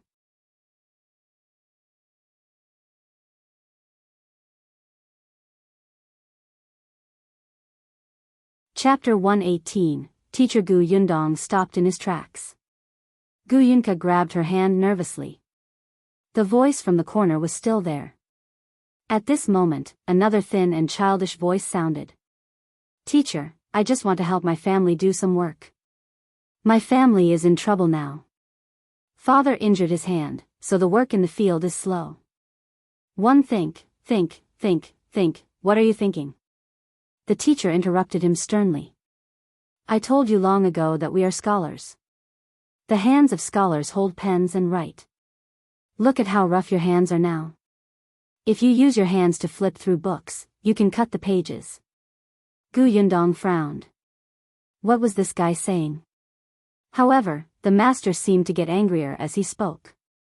If your family is in trouble, won't other families be in trouble? If you lack money, you can borrow it from the master. Why are you going to the fields? If you want to help your family, you can go and copy books. Will the master stop you? The student lowered his voice even more. There are too many students copying books in town. My handwriting isn't good. The price given by the bookstore owner is too low. What's the reason for your poor handwriting? It's because you took your hands, which should have been holding a pen, to pick up a hoe. You're a scholar. A scholar should do his job. Have you completed the homework I set up every day? You still have the mood to go to the fields. It seems that you've read too little. Master, all right. I don't want to hear it from you. This matter will only happen once. There won't be a next time. Study hard and don't worry about anything else. You're very talented in studying. I believe that you'll definitely be able to pass the Tongxing exam next year. Alright, go back. The student did not say anything else and walked out with his head lowered. He did not seem to be in a good mood. The teacher also came out. When he saw Gu Yundong and his family, he was slightly stunned. Then, his expression turned ugly. After the student left, he looked at the gatekeeper. What's going on? Who are they? Why are they brought here? Master, this family's surname is Gu. They want to send their children to school. The teacher glanced at them and quickly looked away. He frowned and said, Where are the men in the family? Didn't one tell you long ago that if there are women coming over, they will be brought to the madam's place? You ignored my words. If word gets out that this woman and I are alone in the same room, won't my reputation be ruined? Gu Yundong was speechless. She did not know if she should say anything. The gatekeeper hurriedly explained, This Miss Gu is the only one in the Gu family who can make decisions. Her father is not around. Madam left early in the morning, so I brought her in. The children of the Gu family know how to read, so old master can teach them. Since when is it your turn to tell old master what to do? So what if they know how to read? Even if they know how to read, you can't bring them to old master. Madam isn't here today, so let them come another day. With that, the teacher flicked his sleeves and turned to leave. He did not even speak to Gu Yundong and the others. The corners of Gu Yundong's mouth twitched violently. The gatekeeper was also depressed. He had only brought them in after receiving a few copper coins. He did not expect the old master to reprimand him. The smile on his face immediately disappeared. He said to the few of them in a low mood, You heard it too. Let's go. Come back another day. One told you long ago that the women are all entertained by the madam. Gu Yundong exhaled slowly. She held Gu Yong's hand and left. Madame Yang and Gu Yunshu hurriedly followed. Unexpectedly, as soon as they walked out of the door, two women came up to them. One of them looked a little familiar.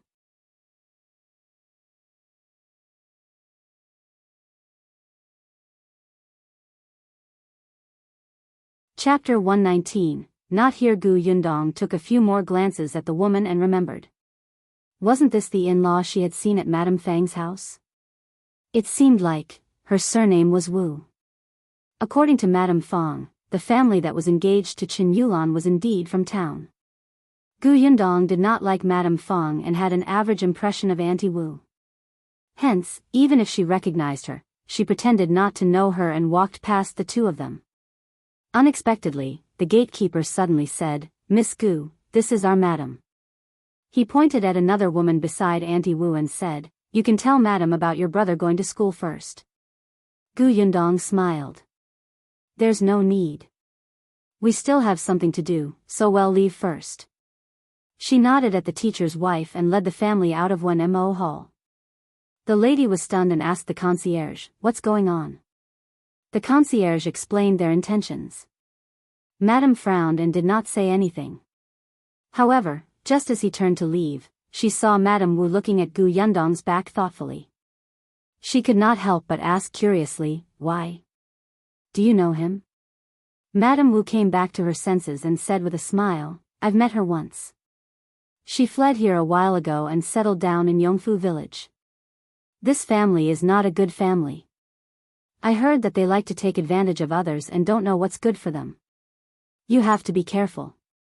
If such a family enters this school, I'm afraid your teacher will fall for her tricks." The madam's expression changed slightly. She knew her master's personality. He was pedantic and inflexible. Wouldn't he be at a disadvantage when he met someone scheming? After some thought, she instructed the concierge, "If you encounter that family again in the future, don't let them in. Not everyone is accepted in our school. Character is very important." "Got it." Gu Yundong could still feel Madame Wu's gaze from afar. They had only met once, so she did not know why she was sizing her up. She secretly shook her head.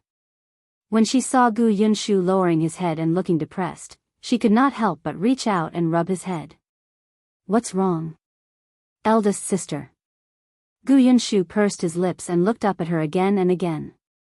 After a while, he seemed to have made up his mind. One don't want to go to school anymore." Gu Yundong raised his eyebrows. "Why not?" "I heard what the teacher said. He doesn't allow students to work in the fields, but I'm the only man in our family. One have a lot of responsibilities. I want to work in the fields. One also have to do the work at home in the future." Gu Yunshu looked up and said very firmly. Gu Yundong was stunned. Looking at his tense little face, she felt her heart soften. She squatted down and looked at him at eye level. She smiled and said, "Okay, then we won't study here."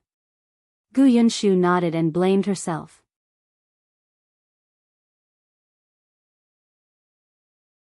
"Eldest sister, one know that I was too willful. You clearly worked so hard to let me go to school. Not only did you ask Miao Dan about the school, but you also bought a carriage to transport me. You even personally came all the way to the school to look for the teacher. In the end, the teacher even scolded you. One let eldest sister down. I'm a bad person." Gu Yundong was speechless. "Baby, although one know you can find all kinds of excuses for eldest sister's actions, isn't this a little too much? It's true that I asked Miao Dan about the school for you. But buying a carriage was really just for my convenience. Moreover, it's not a long journey from Yongfu village to town. You're tuning into the Dreamy Love Stories YouTube channel. Don't forget to subscribe and join us on this journey to catch the most captivating stories.